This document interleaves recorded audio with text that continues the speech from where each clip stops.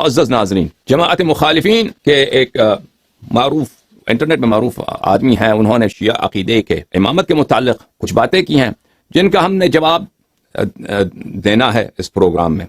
تو عزیزو آئیے دیکھتے ہیں کہ وہ کیا کہتے ہیں. اب اللہ کا نام لے کے ہمارے فارمل کوسچنز جو ہے نا وہ شروع کریں. اللہم صلی علی محمد وعلی آل محمد. جزاکم اللہ خیر. عقیدہ امامت کے متعلق کویشچن ہے. جی جی. ابھی کیا آپ شیعہ کے عقیدہ امامت کو صوفیہ کے عقیدہ کشف و الہام کی طرح گمراہی ہی سے سمجھتے ہیں، یا اس کا کوئی ثبوت قرآن سنت میں موجود ہے؟ اس حوالے سے کوئی لیکچر ہو تو پلیز وضاحت کر دیں. یہ مشکل سوال ہے عزیزو. آپ کی خدمت میں عرض کر رہے ہیں کہ یہ اسکرپٹڈ سوال ہے. آپ دیکھتے ہیں کہ یہ سب ایک ڈرامے کی طرح ان کو پہلے سے سمجھایا ہوا ہے، ان کو نوٹ دیا ہوا ہے کہ ایسے سوال کرو. تو ایسا سوال نہیں ہے کہ اس شخص سے پوچھا گیا ہے کہ جس کے لیے یہ ذہنی طور پہ آمادہ نہیں ہے. یعنی یہ شخص آمادہ ہے ذہنی طور پر، اور شاید اس نے جو اپنی تیاری کرنی تھی اس نے کر لی، کیا ہوا ہے تب یہ اس سے سوال کیا جا رہا ہے. یا وہ شخص چٹھی سے پڑھ رہا ہے، اس کے جواب دینے سے بھی اس کے جواب دینے کے انداز سے بھی پتہ چل رہا ہے کہ یہ بالکل اسکرپٹڈ سوال ہے، پہلے سے طے شدہ مسئلہ ہے کہ اس طرح تم سوال کرو پھر میں جواب دوں گا. ٹھیک ہے نا. اب سنتے ہیں اس کا جواب کہ شیعہ عقیدہ امامت وہ ان کا جو ائمہ طاہرین علیہم الصلوۃ والسلام کے متعلق ان کا جو عقیدہ ہے، ان کے متعلق آپ کیا کہتے ہیں کہ یہ بالکل صوفیوں کی طرح ہے یا اس میں کچھ فرق ہے؟ اب میں مزید بات نہیں کرتا، ان کو بات کرنے دیتے ہیں. بہرحال میں نے دبے الفاظ میں کہ جس کے اندر ایک فتنہ کھڑا نہ ہو، میرا یوٹیوب پہ ایک کلپ ہے قادیانیوں کو دعوت اصلاح، اس میں نے کچھ ایمبیگوس جملے بولے تھے. ایمبیگوس عام عوام کے لیے، پڑھے لکھے لوگوں کو تو سمجھ آ گئی تھی. اس میں نے یہ جملہ بولا تھا سٹارٹ ہی میں تمہیدن کہ جو کوئی نبی صلی اللہ علیہ وآلہ وسلم کے بعد کسی بھی شخص کے بارے میں یہ عقیدہ رکھے کہ اس کے اوپر اللہ کی وحی نازل ہوتی ہے اور وہ اللہ کی وحی کی تائید کے ساتھ فیصلے کرتا ہے، چاہے وہ اس کو امتی نبی کہتا ہو قادیانیوں کی طرح، چاہے وہ اس کو بزرگوں کا کشف و الہام کہتا ہو، چاہے وہ عقیدہ امامت کو بگاڑ کے اس شکل میں پیش کرے. ایک عقیدہ امامت ہوا جو آج کل پریکٹیکلی ایران والوں نے مان لیا ہوا ہے کہ امامت سے مراد پولیٹیکل لیڈر ہے.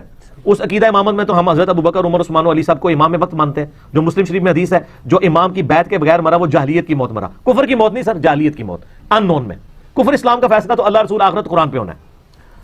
تو میں نے اس میں جملہ بولا تھا اگر کوئی اس کی بگڑی ہوئی شکل مانے تو وہ ختم نبوت پہ ڈاکہ ہے. اب جب ہم شیعہ کے ساتھ ڈسکشن کریں گے تو ایسے غالی شیعہ ہیں جو امامت کو ڈیوائن مانتے ہیں نبوت کی طرح، اور وہ یہ پروپیگیٹ کرتے ہیں کہ وہ اللہ کی وحی کی تائید کے ذریعے معاملات کرتے تھے. تو ظاہر ہے اس عقیدے کو تو اسلام میں کوئی پذیرائی حاصل نہیں ہوگی. ایسے لوگوں کو تو پھر غلام احمد قادیانی اور اس کی جو پارٹی ہے اس کے اوپر کسی طریقے سے اعتراض کرنا نہیں چاہیے. اب یہ تو ضروری نہیں ہے کہ آپ وہی کام امتی نبی کا لفظ بولے بغیر کر لیں جو کہ امتی نبی کا لفظ بول کر وہ کرتے ہیں تو وہ غلط ہیں اور آپ ٹھیک ہو جائیں گے. اسی طریقے سے صوفیاء کے بارے میں بھی آپ کو کئی واقعات ملیں گے کہ وہ بالکل ڈائریکٹ اللہ سے گفتگو کا دعویٰ کر رہے ہوتے ہیں، اور یہ واقعات آپ کو ایون یعنی جو بند. تو عزیزو یہ شخص اب اس کے بعد وہ شروع ہو جاتا ہے صوفیوں کے متعلق بات کرتا ہے. تو اس کے جو جملے ہیں میں کچھ ملاحظات میں پیش کروں، پھر ہم اصل مطلب کی طرف آتے ہیں کہ دیکھیں کہ اس شخص کو ہم نے کہا تھا کہ اس شخص کو شیعوں کے متعلق بنیادی معلومات حاصل نہیں ہے. کہتا ہے کہ ایران میں امامت کی یہ تعریف کرتے ہیں کہ امامت سے مراد ہے پولیٹیکل لیڈرشپ. اس طرح تو ابو بکر عمر بھی پولیٹیکل لیڈرشپ ہیں، اور شاید اس کا مقصد یہ ہے کہ ایران میں جو شیعہ حضرات ہیں وہ یہ نہیں مانتے کہ ائمہ طاہرین علیہم الصلوۃ والسلام ان کے علم کے خاص دروازے ہیں جو غیب کے راستے سے، ایک تو رسول اللہ صلی اللہ علیہ وآلہ وسلم سے ان کو ملا ہوا ہے جو ورثے میں ملا ہے، اور ایک اللہ تعالیٰ کی جانب سے ان کے علم میں ہمیشہ اضافہ ہوتا ہے. تنزل الملائکۃ والروح فیہا بإذن ربہم من کل امر. تو یہ سمجھتا ہے، کہتا ہے کہ ایران میں یہ امامت کی یہ تفسیر ہے کہ ان کو صرف پولیٹیکل لیڈر مانتے ہیں. تو عزیزو یہ شخص کی جہالت ہے، یہ نہیں جانتا ایران میں ایسا کوئی عقیدہ نہیں ہے. ہاں ایران ایک بڑا ملک ہے، اس میں بہت سارے لوگ رہتے ہیں، بہت سارے ایسے لوگ ہیں جو یونیورسٹی میں پڑھتے ہیں، یونیورسٹی کے پروفیسر ہیں یا ایرانی ہیں، وہ ملک سے باہر رہتے ہیں. ان کے نظریات مختلف ہوتے ہیں، جیسے ہر قوم میں ایسے لوگ ہوتے ہیں کہ ان کے ایسے افراد ہوتے ہیں جن کا نظریہ شاذ ہوتا ہے. لیکن ایران کے علماء میں کوئی ایسا شخص نہیں ہے، اگر ہے تو وہ بہت ہی مردود ہے. یعنی اگر علماء کو پتہ چل جائے کہ کسی عالم کا یہ عقیدہ ہے تو اس کو اپنے درمیان سے طرد کرتے ہیں. اس کی کوئی نہ معاشرے میں اس کی کوئی حیثیت رہتی ہے، نہ علماء کے دائرے میں اس کا کوئی حیثیت رہتا ہے. کوئی ایسا نہیں ہے کہ ائمہ طاہرین علیہ السلام کو صرف کیا مانے، صرف پولیٹیکل لیڈر مانے، ایسا کوئی نہیں ہے. یہ بھی ان کی غلط فہمی ہے یا ان کی نادانی ہے. ایران والے کو ہم جانتے ہیں، ہم نے تو وہ ہم سے ہمیشہ گفتگو رہتی ہے، ایسی کوئی بات نہیں. پھر یہ کہتا ہے کہ من مات ولیس علیہ بیعہ ماتمیتۃ جاہلیہ، اس کا مطلب ہے کہ یہ ان نون موت مرتا ہے، یعنی اس کی موت ان نون یعنی غیر معلوم موت مرتا ہے۔ جاہلیت کا موت کا مقصد یہ نہیں، یہ بھی اس شخص کی جہالت ہے، یہ جہالت ہے کہ وہ جاہلیت کی موت کو اس نے تفسیر کیا ہے کہ وہ بھلے ان نون، وہ اس کی موت کا پتہ نہیں کہ کس حالت میں مرا ہے۔ وہ انشاءاللہ تبارک و تعالی جب حدیث کے متعلق بات کریں گے تو اس کے مزید شاید پہلے بھی ہم اس اردو زبان میں اس حدیث کے متعلق بات کر چکے ہیں اور بتا چکے ہیں جاہلیت کا موت کیا ہے۔ یہ بھی نہایت ہی گھٹیا قسم کی تفسیر ہے اس حدیث کی کہ جاہلیت کی موت کو کیا تفسیر کریں، جاہلیت کی موت کو تفسیر کریں کہ اس کی موت ان نون حالت میں ہو جاتی ہے۔ اچھا، پھر اس کا جملہ ہے کہ کچھ غالی شیعہ ہیں کہ امامت کو ڈیوائن مانتے ہیں۔ اچھا، کچھ غالی شیعہ ہیں جو امامت کو ڈیوائن مانتے ہیں۔ بھائی اس شخص کو نہیں معلوم، یعنی اس کا مقصد یہ ہے کہ کچھ غالی شیعہ ایسے ہیں کہ امامت کو منصوص من اللہ مانتے ہیں، اور ائمہ طاہرین علیہم الصلوۃ والسلام کے شان میں یہ عقیدہ رکھتے ہیں کہ ائمہ طاہرین علیہم الصلوۃ والسلام کی ملائکہ سے ملاقات ہوتی ہے، وہ معصوم ہوتے ہیں، وہ نبی کی طرح صلی اللہ علیہ وسلم ان پہ ایمان لانا اور ایمان رکھنا ضروری ہوتا ہے۔ تو یہ سمجھتا ہے کہ یہ غلو ہے۔ اب اس بیوقوف کے متعلق میں کیا کہوں، یہ سب شیعوں کا یہ عقیدہ ہے، شیعہ اثنا عشری جو ہے، سب شیعہ اثنا عشری بلا استثناء ان کا عقیدہ یہی ہے، یہ غلو نہیں ہے کہ ائمہ طاہرین علیہم السلام اللہ کی جانب سے منسوب ہیں، منصوص ہیں، مخصوص بالامامہ ہیں، شروع خلقت سے وہ سب انبیاء علیہم السلام سے افضل ہیں، یہ بالاجماع شیعہ اثنا عشریہ کا عقیدہ ہے، اور اس میں غلو کی کوئی بات ہی نہیں ہے، غلو یہ نہیں ہے۔ اور یہ کہ ائمہ طاہرین علیہم الصلوۃ والسلام کو اللہ نے وہی علم جو رسول پاک صلی اللہ علیہ وسلم دیا ہے، وہی عصمت دیا ہے، ائمہ طاہرین علیہم السلام کے پاس ہے، جس طرح نبی کریم صلی اللہ علیہ وسلم پہ ایمان لانا ضروری ہے، اور جو شخص نبی کریم صلی اللہ علیہ وسلم کا انکار کرے وہ کافر ہوتا ہے، اسی طرح ہر ایک ائمہ طاہرین علیہم الصلوۃ والسلام کا پہ ایمان لانا واجب و ضروری ہے، جو ان کا انکار کرے وہ در حقیقت کافر ہوتا ہے، ظاہر میں مسلمان ہو سکتا ہے کیونکہ کلمہ پڑھتا ہے، اور پھر دنیا میں صرف دنیا میں احکام اسلام جاری ہوگا، لیکن وہ حقیقت میں کافر ہوتا ہے، وہ کافر ہی کفار کے ساتھ ہی مشہور ہوتا ہے۔ سمجھ میں آ رہی ہے نا بات آپ کو؟ مگر یہ کہ وہ مستضعف فی الدین ہو، مستضعف فی الدین تو وہ بت پرست بھی مستضعف فی الدین ہو، ان کا بھی چھوٹ ہے، وہ الگ بات ہے مستضعف فی الدین کا۔ سمجھ میں آ رہی بات آپ کو؟ تو یہ اس کو سمجھتا ہے کہ کہنے کا مقصد یہ ہے میرے عزیزوں کہ یہ ایک اسکرپٹڈ سوال اس شخص سے کیا گیا ہے، یعنی ایک دفعہ انسان کو پتہ نہیں ہوتا کہ مخاطب کیا سوال کرتا ہے، آڈینس سے کوئی سوال اٹھتا ہے، انسان کے ذہن میں جواب نہیں ہوتا تو وہ کچھ غلطی کر جاتا ہے، تو اس میں کچھ گنجائش ہے، اس میں بھی گنجائش نہیں ہے۔ انسان کو اگر کوئی ایسا سوال آتا ہے جس کا جواب نہیں ہے تو انسان کو اعتراف کرنا چاہیے کہ مجھے نہیں معلوم، ٹھیک ہے نا؟ اگر اچانک ایک ایسا سوال سامنے آ جائے کہ فلاں آیت کا تفسیر کیا ہے، فلاں فرقے کا عقیدہ کیا ہے، ہمیں نہیں معلوم، بھائی نہیں معلوم، یہ اس میں کوئی عیب نہیں ہے، بجائے ایک انسان جھوٹ بولے۔ لیکن یہ تو اس طرح کا پوزیشن نہیں ہے اس کا نا، اس کا تو اسکرپٹڈ سوال ہے، پہلے سے طے شدہ سوال ہے، طے شدہ سوال کے باوجود یہ تشیع کے متعلق ابتدائی معلومات الف بے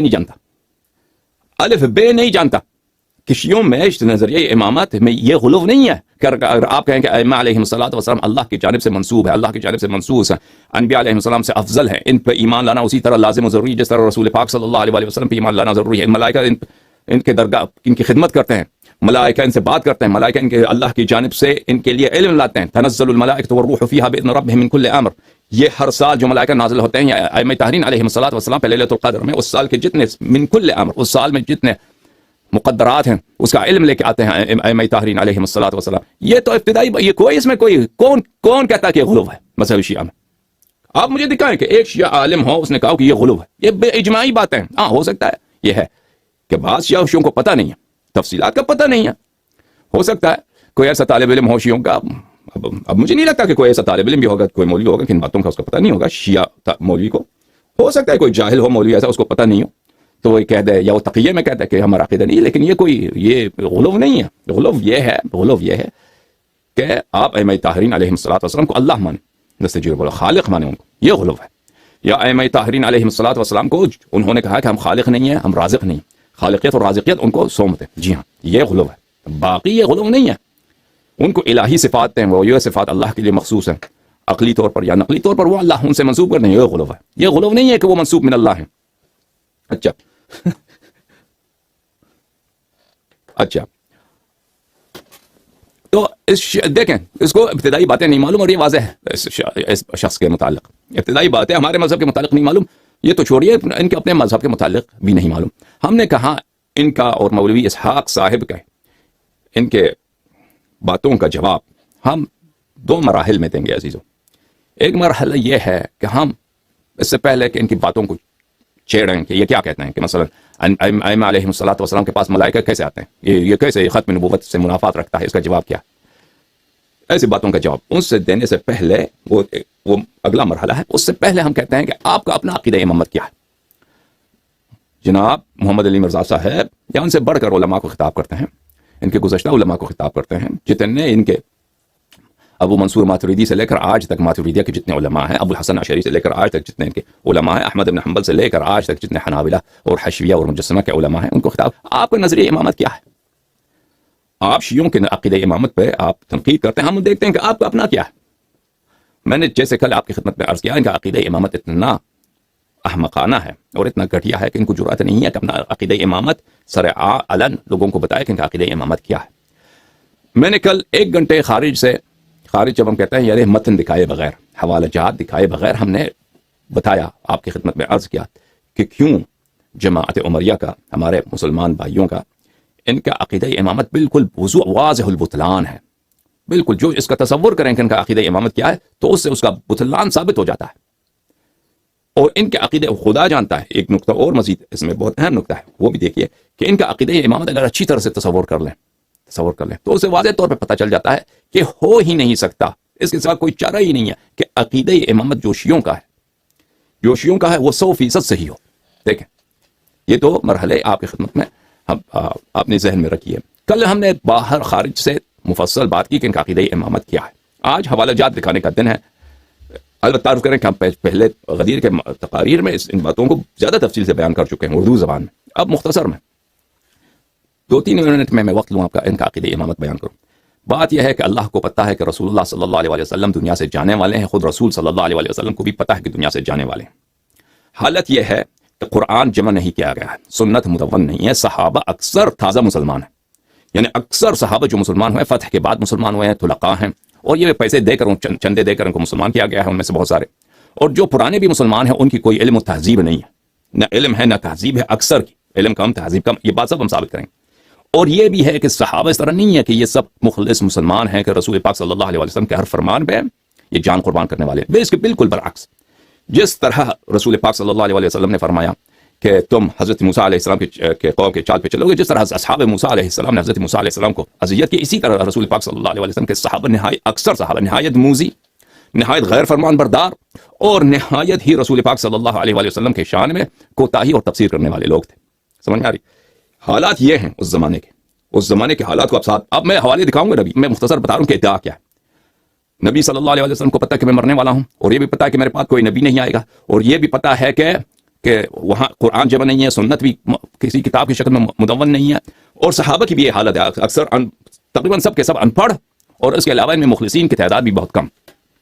اچھا، یہ ایک طرف سے۔ دوسری طرف سے یہ بھی ہے کہ قیامت تک رسول اللہ صلی اللہ علیہ وسلم کی ہدایت کو چلنا ہے، ان کی جانب سے جو شریعت آیا ہے، جو علم آیا ہے، جو ہدایت آیا ہے، صرف فقہ و احکام نہیں ہے بلکہ عقائد بھی، اس کو جاری رکھنا ہے، اور ان کے بعد کوئی اور نبی نہیں آئے گا کہ وہ اس دین کو کامل کرے، یہ بھی ہے۔ ساتھ ہی رسول پاک صلی اللہ علیہ وسلم نے بار بار خبردار کیا ہے کہ میرے بعد جو ہے تم گمراہ ہو جاؤ گے، اور صحابہ کو بتایا کہ تم گمراہ ہو جاؤ گے، اور بتایا کہ تمہارا جو فتنہ ہے وہ دجال کے فتنہ، صحابہ کو کہا کہ تمہارا جو فتنہ ہے وہ دجال کے فتنے سے بھی زیادہ خوفناک ہے، اور یہ بھی بتایا کہ میرے بعد ایسے لوگ امام بنیں گے مسلمانوں کے جو شیطان سے بھی ملعون ہیں، یہ بھی بتایا، ٹھیک ہے نا۔ اور یہ بھی بتایا کہ مسلمان فرقے میں تقسیم ہوں گے میرے امت، اور یہ جو ہے سب جہنمی ہوں گے سوائے ایک فرقے کے۔ سمجھ میں آ رہی بات آپ کو؟ اور ہمیں یہ بھی پتا ہے کہ اصل خلاف جو مسلمانوں میں ہے وہ مسئلہ امامت، مسئلہ خلافت پر ہے۔ یہ سب باتیں ذہن میں رکھیے، ابھی ہم حوالے دکھائیں گے ان باتوں کا۔ لیکن ان سب کے باوجود رسول پاک صلی اللہ علیہ وسلم کو پتا ہے کہ میں دنیا سے جانے والا ہوں۔ اچھا، وہ دنیا سے گئے اور کچھ بولا ہی نہیں، کہ ان کے پاس جو مسئلہ امامت سب سے خطیر ہے، اور سب اختلافات اسی کی وجہ سے ہیں، سب ضلالتیں اسی پہ اختلاف کی وجہ سے ہیں، تو اس پہ کچھ بولے ہی نہیں۔ نہ یہ بولا کہ میں کسی کو تعین کرتا ہوں، نہ یہ بولا کہ تم کسی کی تعین کرو، ہاں کچھ بھی نہیں بولا۔ ادعا کی آواز کی دین کامل ہے۔ اللہ نے بھی اپنے رسول صلی اللہ علیہ وسلم کو دنیا سے اٹھایا ان کو، اور لیکن یہ توضیح نہیں دی کہ ان کے بعد مسلمان کیا چارہ کریں گے امامت و خلافت کا، ٹھیک ہے نا۔ کوئی نہ کوئی قرآن میں کوئی آیات، نہ کوئی رسول صلی اللہ علیہ وسلم کا کوئی خطبہ، کچھ بھی نہیں، ٹھیک ہے نا، ٹھیک ہے۔ تو اگر دین کامل ہے میرے عزیزو، تو اس مسئلے میں کیسے ہو سکتا ہے کہ ہدایت نہ ہو؟ جو اللہ جو مہربان ہے، اس کے نبی کے بعد صلی اللہ علیہ وسلم کے بعد کوئی دوسرا نبی نہیں بھیجنا اس نے، قرآن کے بعد دوسرا اس نے کتاب نہیں بھیجنا، اور مسلمانوں کے لیے بھی حجت بھی تمام کرنا ہے نا، حجت بھی تمام کا اللہ کی جانب سے ہدایت ہے، تو یہ کیسے ہو سکتا ہے کہ اس مسئلے کو ایسا ادھورا چھوڑ دیا ہو؟ اچھا، پھر ان کا مسئلہ امامت کیا ہے؟ مسئلہ امام کیسے بنتا ہے؟ یہ کہتے ہیں کہ امام 3 طریقوں سے بنتا ہے. ایک تو اختیار سے بنتا ہے، یعنی لوگ اختیار کریں گے، اہل حل و عقد اختیار کریں گے، کسی کو امام بنائیں گے، ان سے پوچھتے ہیں اس کی دلیل لے کے آؤ. اگر یہ واقعا کوئی شرعی طریقہ کار ہے کہ تم کہتے ہو کہ نبی صلی اللہ علیہ وسلم کسی کو امام بننا ہے، تو اس کا طریقہ کیا ہے کہ امت کے اہل حل و عقد اختیار کریں گے. تو کوئی آیت دکھاؤ، کوئی حدیث دکھاؤ کہ رسول پاک صلی اللہ علیہ وسلم نے فرمایا. کچھ بھی نہیں ہے ان کے پاس. یہ سب بناؤ، یعنی من گھڑت باتیں اپنے جیب سے بناؤ، دین میں داخل کرتے جاؤ، دین میں داخل کرتے جاؤ. آپ اب شاید ہو سکتا ہے ان سے کوئی کہے کہ یہ اجتہاد ہے. اب اجتہاد کے جواب دیں گے. کوئی نہ آیت قرآن نہ کوئی حدیث ہے. دوسرا طریقہ کار یہ ہے کہ پچھلے والا خلیفہ دوسرے والے خلیفے کو، اگلے والے خلیفے کو تعین کرے گا، وصایت کرے گا، وصیت کے ذریعے اس کو اپنا خلیفہ بنائے گا.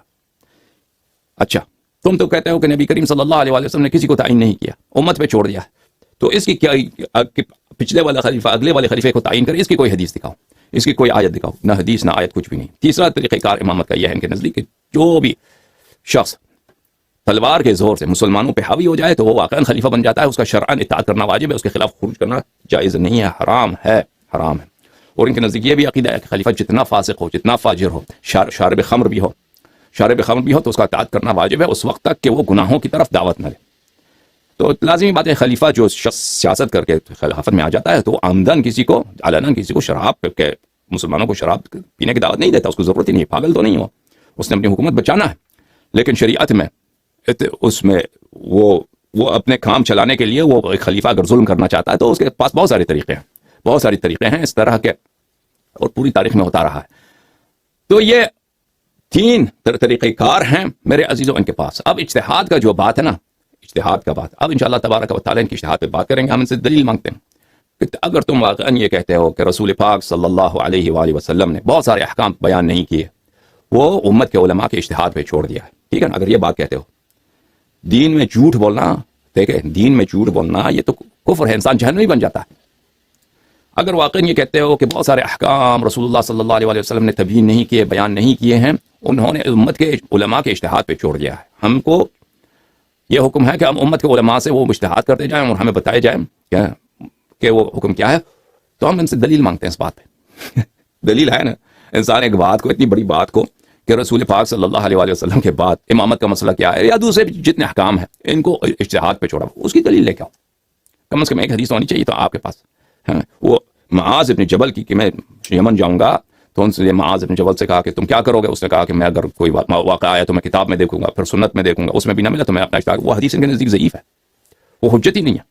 ان کے اپنے کتابوں میں صرف ایک ہی حدیث ہے، وہ معاذ ابن جبل والی حدیث، وہ بھی ضعیف ہے. اچھا، اجتہاد پر ہم آگے جا کر بات کریں گے تفصیل کے ساتھ، کیونکہ یہ کہتے ہیں کہ ہمیں امام کی ضرورت نہیں ہے. محمد علی مرزا صاحب بولتے ہیں، مولوی اسحاق مدنی صاحب بولتے ہیں امام کی کیا ضرورت ہے، ہم اجتہاد کرتے ہیں، اجتہاد کے ذریعے مسائل بیان کرتے ہیں، امام سے ائمہ طاہرین علیہ السلام سے پوچھنے کی ضرورت کیا ہے.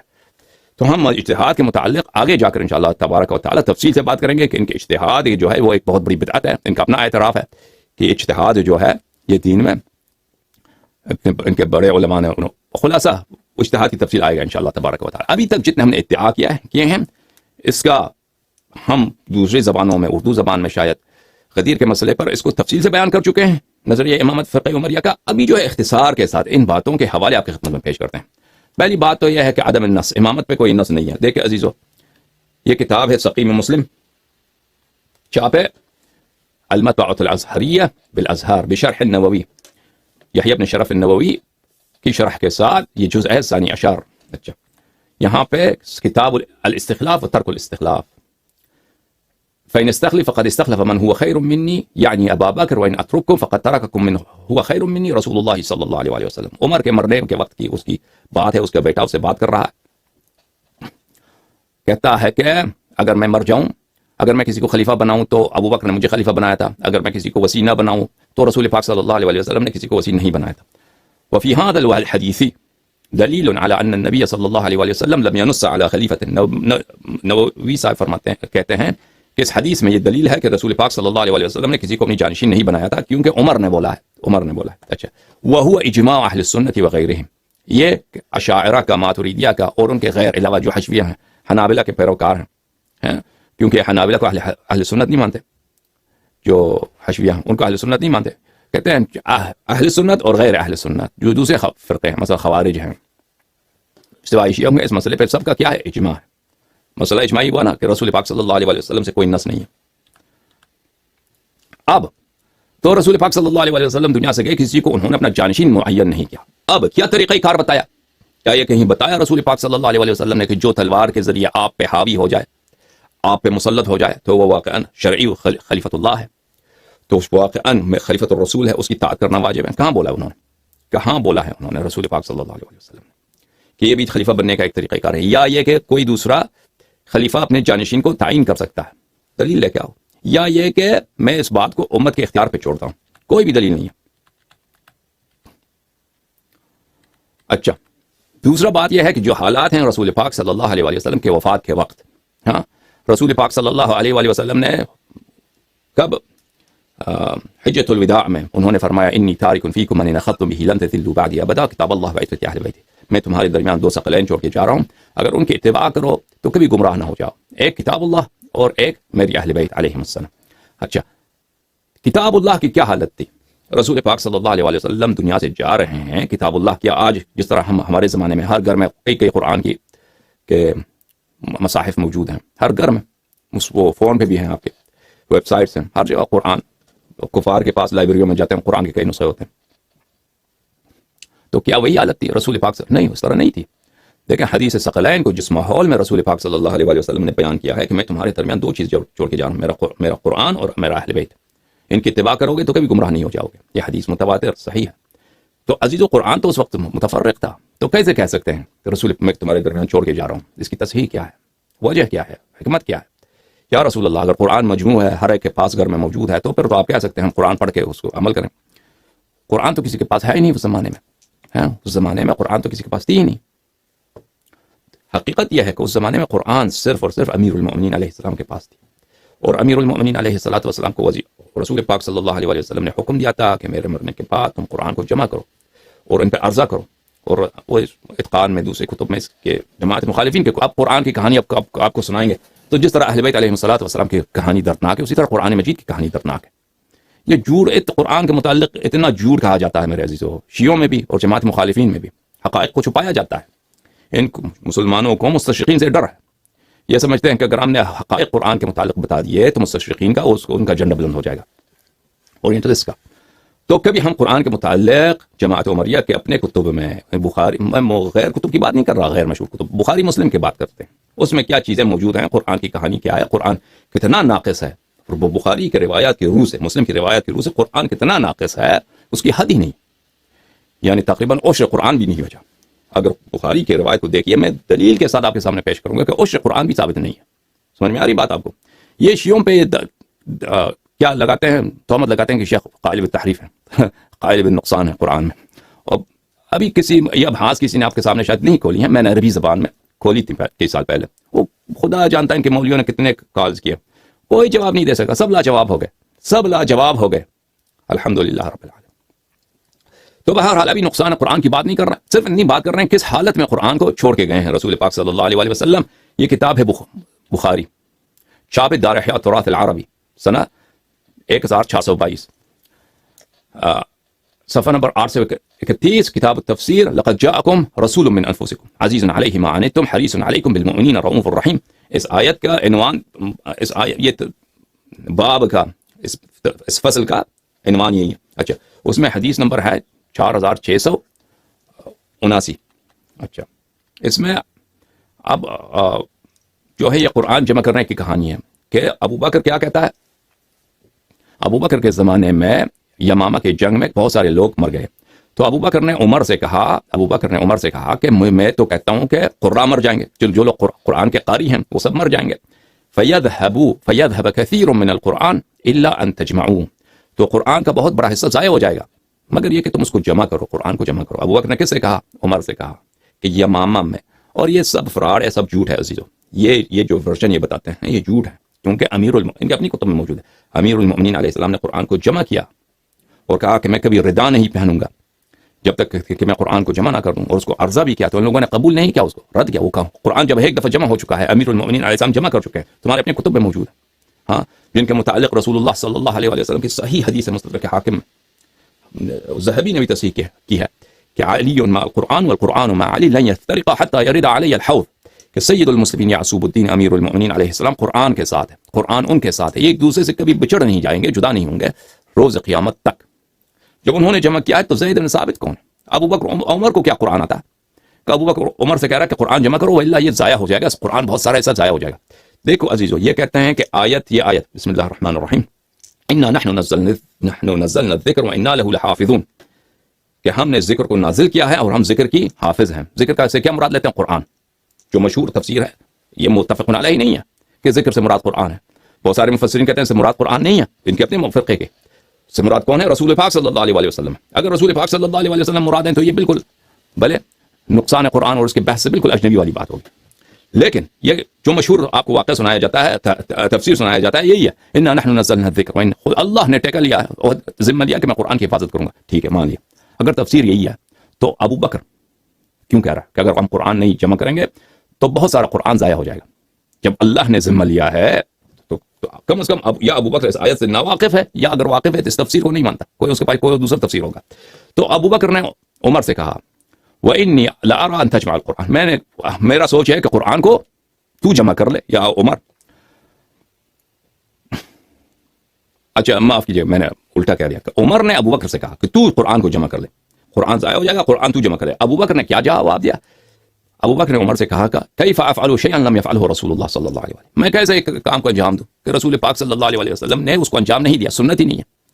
جس پہ قرآن نازل ہوا ہے اس کو پرواہ نہیں تھی قرآن جمع کرنے کی، اس سے جب ایسے متفرق چھوڑ کے چلا گیا، بتایا بھی نہیں کہ اس کو جمع کرو، سنت یہ امر بھی نہیں دیا کہ جمع کرو، حکم بھی نہیں دیا۔ اچھا، تو عمر نے بہت التجا کیا تو ابو بکر کو اس نے قناعت دیا۔ ابو بکر قانع ہو گیا تو ابو بکر نے زید بن ثابت کو بلایا۔ اگر واقعا ان کو اپنے قرآن کا علم ہوتا تو یہ خود جمع کرتا ہے نا۔ ابو بکر عمر کہتے ہیں سب سے افضل ہے، خلیفہ کا کیا کام ہے؟ عمر کو کہہ دیتا کہ تو قرآن جمع کرنا، اس کو خود نہیں معلوم۔ تو زید بن ثابت سے کہا، زید بن ثابت سے بھی کہا، زید بن ثابت نے بھی یہی جواب دیا کہ کیف تفعلان شیئا لم يفعله النبی صلی اللہ علیہ وسلم۔ عمر ابو بکر سے کہا کہ تم دونوں کس کام کے پیچھے پڑ گئے ہو؟ قرآن جمع کرو، جو نبی صلی اللہ علیہ وسلم تھے انہوں نے جمع نہیں کیا، تو تم دونوں کیوں اس کے پیچھے پڑ گئے ہو؟ تو اچھا، تو انہوں نے بہت اصرار کیا۔ زید بن ثابت کہتا ہے تو میں قانع ہو گیا، فقمت، تو میں نے ہمت کیا، میں نے فیصلہ کیا قرآن جمع کرنا، فتتبعت، تو میں القرآن اجمعہ، تو پھر میں نے قرآن کو ڈھونڈنا شروع کیا۔ قرآن کو ڈھونڈنا یہ کس زمانے کی بات ہے؟ یہ ابو بکر کی خلافت کی بات ہے۔ اصل میں بات یہ ہے کہ یہ دربار کے لیے، خلافت ابو بکر کے لیے بہت بڑا عیب تھا کہ خلیفے کے پاس اور کسی کے پاس قرآن نہیں ہے، قرآن سوائے امیر المؤمنین علیہ السلام کے پاس۔ کیوں ان کے پاس ان کو فکر ہوئی کہ ہمارے پاس قرآن ہونی چاہیے؟ حقیقت یہ ہے میرے عزیزو، حقیقت یہ نہیں ہے کہ ان کو ڈر تھا کہ قرآن ضائع ہو جائے گا، ان کو پرواہ بھی نہیں تھا قرآن ضائع ہو جائے گا۔ حقیقت یہ ہے کہ خلیفہ کے پاس قرآن نہیں ہے۔ اگر خلیفہ کے پاس قرآن ہوتا، ابو بکر کے پاس، عمر کے پاس، تو وہ کیوں وہ التجا کرتا زید بن ثابت سے کہ تو جمع کر؟ اور زید بن ثابت کو ڈھونڈنا پڑتا ہے، ادھر پتھر سے نکالو، ادھر پتے سے نکالو، کپڑوں سے نکالو قرآن کے آیات کو مختلف۔ حقیقت یہ ہے کہ وہ معاشرہ جو تھا وہ اسلامی معاشرہ تھا، ان کے فتوحات بھی جو ہو رہی تھی مختلف ملکوں میں یہ اسلام کے نام پہ ہو رہا تھا۔ اگر دربار کے پاس، حکومت کے پاس کوئی نسخہ ہی نہیں قرآن کا تو یہ تو بڑا عیب تھا نا۔ قرآن کس کے پاس ہے؟ سید المسلمین علیہ السلام کے پاس ہے، ان کے پاس تو جانا نہیں، انہوں نے ان سے مراجعہ تو کرنا نہیں ہے۔ تو یہ اصل میں اہل بیت طاہرین علیہ السلام کے مقابلے میں ان سے رقابت کی ایک بات ہے کہ قرآن کو جمع کرو، وإلا اگر قرآن جمع کرنا تھا تو قرآن تو جمع ہو چکا ہے۔ امیر المؤمنین علیہ السلام نے فوراً بعد وفات الرسول صلی اللہ علیہ وسلم انہوں نے قرآن جمع کیا۔ اچھا، میں تو قرآن کی کہانی میں تفصیل سے پڑھ گیا، صرف بات ہے، مقصود اتنا ہے، قرآن رسول پاک صلی اللہ علیہ وسلم دنیا سے گئے، قرآن متفرق تھا، جمع نہیں ہوا تھا، صرف اتنی بات یاد رکھو، یہ اہم ہے، ہمارے موجودہ بحث کی مقصد کے لیے اتنا کافی ہے۔ اچھا، کہانی قرآن کی اور ہے۔ تو میں نے قرآن کو جمع کیا، من الرقاع والاکتاف والعصب وصدور الرجال۔ کچھ آیتیں کاغذ کے پرچیوں پہ لکھی تھیں، کچھ آیتیں کہاں پہ لکھی ہیں؟ ہڈیوں پہ لکھی ہیں، اور کچھ آیتیں کہاں پہ لکھی ہیں؟ پتوں پہ، درخت کے پتوں پہ لکھی۔ تو میں جمع لفظ دیکھیں، فتتبعت القرآن اجمعہ، تو میں نے شروع کیا ڈھونڈنا تتبع کہتے ہیں ڈھونڈنے کو، جستجو کرنا کہ قرآن کہاں ہے، قرآن کہاں ہے. تو کہیں آیت ملتا ہے پتھر پہ لکھا ہے، کہیں قرآن ملتا ہے کہ وہ ہڈی پہ لکھا ہے، کہیں قرآن ملتا ہے کیا تو یہ قرآن کو سر چھوڑ کے گئے نبی صلی اللہ علیہ وسلم. دیکھیے تو اور حکم بھی نہیں دیا کہ اس کو جمع کرو، اور خلیفہ بھی معین نہیں کیا. یعنی یہ اسلام کے جو خستہ حالت ہے وفات نبی صلی اللہ علیہ وسلم کے وقت، اب وہ مشہور کر دیا کہ پیغمبر صلی اللہ علیہ وسلم نے اسٹیٹ بنایا، مدینہ اسٹیٹ بنایا. کوئی اسٹیٹ کچھ بھی نہیں تھا. میرے عزیزوں، مسلمانوں کی حالت بہت خستہ تھی اس زمانے میں. وصدور الرجال، اور بعض آیتیں ایسی تھی کہ کسی کے پاس ہی نہیں ہے، وہ صرف خود بعض لوگوں کو زبانی یاد ہے. تو میں نے جمع کرنا شروع کیا. حتی وجدت من سورة التوبہ آیتین مع خزیمہ الانصاری لم اجدہما مع احد غیرہ. سر اس طرح ہوا کہ دو آیتیں جو ہے صرف خزیمہ کے پاس تھا، اس کو زبانی یاد ہے، کسی اور کو یاد ہی نہیں ہے.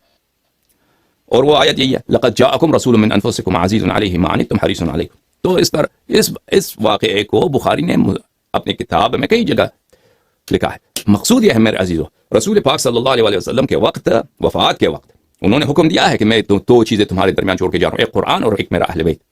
قرآن تو جمع ہی نہیں ہے. اس کا وجہ کیا میرے عزیزوں؟ دراصل دونوں حکم ایک ہیں، قرآن کی اتباع کرو، اہل بیت علیہ السلام کی اتباع کرو. کیونکہ قرآن صرف اہل بیت علیہ السلام کے پاس تھے اس وقت، رسول صلی اللہ علیہ وسلم کے وفات کے وقت اور حجۃ الوداع کے وقت. اور اسی وقت امیر المؤمنین علیہ السلام کا ہاتھ بھی اٹھایا تھا، اسی حدیث ہے ثقلین کے وقت، من کنت مولا فہذا علی علیہ السلام مولا. تو در حقیقت جو قرآن کا اتباع کا حکم بھی رسول پاک صلی اللہ علیہ وسلم نے دیا تھا مسلمانوں کو، کیونکہ قرآن کسی کے پاس تھی ہی نہیں، وہ بھی در حقیقت اہل بیت اور امیر المؤمنین علیہ السلام کے اتباع کا حکم تھا. سمجھ میں آ رہی بات آپ کو؟ یہ قرآن کی حالت. اب بات رہا ہے کہ سنت کی، حدیث کی. کیا حدیث اب رسول پاک صلی اللہ علیہ وسلم کے بعد کوئی آئے گا، کوئی نبی تو نہیں آئے گا نا. ہم نے تمام احکام دین کن سے لینا ہے؟ انہی رسول پاک صلی اللہ علیہ وسلم سے لینا. تو وہ دنیا سے جا رہے ہیں، ان کے بعد کوئی نبی نہیں آنے والا. معاشرہ کیا ہے؟ معاشرہ بالکل ان پڑھ ہے، 99% لوگوں کو لکھنا پڑھنا نہیں آتا. اب اللہ کو تو پتا ہے کہ یہ دین چلے گا قیامت تک. ادعا تو یہی ہم مسلمانوں کا کہ یہ دین، یہ پکا نبی ہے، یہ سچے نبی ہیں، ان کے بعد کوئی نبی نہیں آنے والا، اس دین کو قیامت تک چلنا ہے. اچھا، تو یہ سب اتنا علم پیغمبر صلی اللہ علیہ وسلم کو دیا ہے کہ ان کو پتا ہے اخبار ما سبق، اخبار ما یاتی، قیامت تک کیا ہونے والا ہے، سب معلوم ہے. اخلاق کیا ایسا ہونا چاہیے، حسن معاشرت کیسا ہونا چاہیے، بچوں کے ساتھ برتاؤ کیسے ہونا چاہیے، کون سے کپڑے پہننا بہتر ہیں، صحت کے لیے کون سی چیزیں مضر ہیں، سب چیزیں رسول پاک صلی اللہ علیہ وسلم کو پتا. اور اس کے بعد اسٹیٹ کے کیا احکام ہیں، حکومت چلانے کے کیا احکام ہیں، لشکر کشی کے کیا احکام ہیں، صلح کرنے کے کیا احکام، یہ سب اللہ کی جانب سے حبیب صلی اللہ علیہ وسلم کے پاس یہ علم ہے کہ ہم نے کیا کرنا ہے، اس کو بتایا. دین کامل ہے نا یا دین ناقص ہے؟ اگر دین کامل ہے، الیوم اکملت لکم دینکم، تو یہ احکام ہونے چاہیے. وإلا اگر حکم ہی نہیں ہے تو یہ تو ناقص ہے نا. اچھا، تو یہ سب سنت میں، قرآن تو متفرق، قرآن کی تو ہم نے بات کر دی. اچھا، کبھی یہ سنت میں موجود ہے یہ چیزیں سنت میں کیا کام موجود ہے؟ رسول پاک صلی اللہ علیہ وسلم کے وفات کے وقت کوئی نہ کتابت ہے سنت کی. ہاں، کچھ نوشتہ جات ہیں بعض صحابہ کے تھے، وہ ہم تک نہیں پہنچی ہیں. اور وہ نوشتہ جات جو تھیں، مثلا کسی کے پاس 5-10 صفحے ہوں گے، 20 صفحے ہوں گے، وہ اس طرح نہیں کہ پورا سنت مدون ہے. وہ کسی کو کوئی لفظ پسند آیا، اس نے لکھا، اور وہ کیا تھا ان صفحات میں ہمیں نہیں معلوم، کیونکہ ان کو وہ بچی نہیں ہے. سمجھ میں؟ وہ کچھ بعض صحابہ، سنت کی کوئی تدوین نہیں ہوئی تھی. اچھا، رسول پاک صلی اللہ علیہ وسلم نے کے پاس کیا طریقہ کار ہے؟ قرآن تو ادھورا چھوڑ دیا، ویسے ہی متفرق چھوڑ کے چلے گئے، حکم بھی نہیں دیا تو جمع کرو، کسی کو سونپا بھی نہیں. اچھا، امیر المؤمنین علیہ السلام کو سونپا ہے، بالکل ہمارے نزدیک. مخالفین تو نہیں کہتے کہ ان کو حکم دیا تھا کہ امیر المؤمنین علیہ السلام قرآن کو جمع کریں، وہ تو یہ روایت نہیں کرتے، کہتے ہیں وہ اپنے سے انہوں نے جمع کیا تھا. اچھا، سنت کا کیا حالت ہے؟ احادیث کا، ان کے جو کلمات ہیں، وہ یہ سب کیا وہ مدون، محرر، مکتوب اس زمانے میں تھا؟ نہیں. کیا رسول پاک صلی اللہ علیہ وسلم نے حکم دیا کہ یہ لکھو؟ بلکہ یہ بالعکس روایت کرتے ہیں کہ رسول پاک صلی اللہ علیہ وسلم نے فرمایا کہ میرا حدیث تم نہ لکھو، تم نہ لکھو. تو کیا طریقہ کار تھا رسول پاک صلی اللہ علیہ وسلم کے پاس کہ ان کی ہدایت، ان کی سنت ہم تک پہنچے؟ ہم آج 15ویں صدی میں، ہمارے بعد 1000 سال کے بعد، 2000 سال کے بعد لوگ آئیں گے، 5000، ان تک ان کا ہدایت ان تک پہنچے. یہی کہ لوگوں کے حافظے میں رہیں، جو زید بن ثابت کو یاد رہا، یہی بس حافظ. اور زید بن ارقم خود کہتا ہے کہ میں بوڑھا ہو چکا ہوں، میرے یادداشت صحیح نہیں صحیح ہے کہ نہیں؟ زید صحابہ میں سے بہت سارے ہیں کہتے ہیں کہ ہم بوڑھے ہو گئے ہیں، ہماری یادداشت صحیح. ایسے لوگوں پہ اتکا کرنا سنت ہم تک پہنچانے کے لیے کہ پہلی بات تو یہ کہ بہت سارے صحابہ کے متعلق تو انہوں نے خود فرمایا کہ تم یہود کے نقش قدم پہ چلو گے، تم جہنمی ہو جاؤ گے، حوض کوثر پہ آؤ گے تو ملائکہ تمہیں دور کریں گے، جہنم میں ڈالیں گے. یہ کہتے ہیں یہ بدعتی ہیں، وہ حدیث آ جائیں گے آپ کے سامنے. تو کچھ جو صالح صحابہ بچ گئے، کیا ان کی صرف ان کے حافظے پر اتکا کرنا، ان کی میموری پر، اور ان کے بعد جو نسل آئے گی ان کی میموری پر. سنت کی تدوین کب شروع ہو گئی دوستو؟ ملاحظہ فرمائیے، یہ کتاب ہے صحیح مسلم، بلکہ صحیح مسلم چھاپ دارالفکر، یہاں پر صفحہ نمبر 1468 پہ حدیث نمبر 3004 میں روایت کرتے ہیں ابو سعید خدری سے کہ رسول پاک صلی اللہ علیہ وآلہ وسلم نے فرمایا لا تکتبوا عنی، میری کوئی حدیث تم نہ لکھا کرو، ومن كتب عنی غیر القرآن فلیمحہ،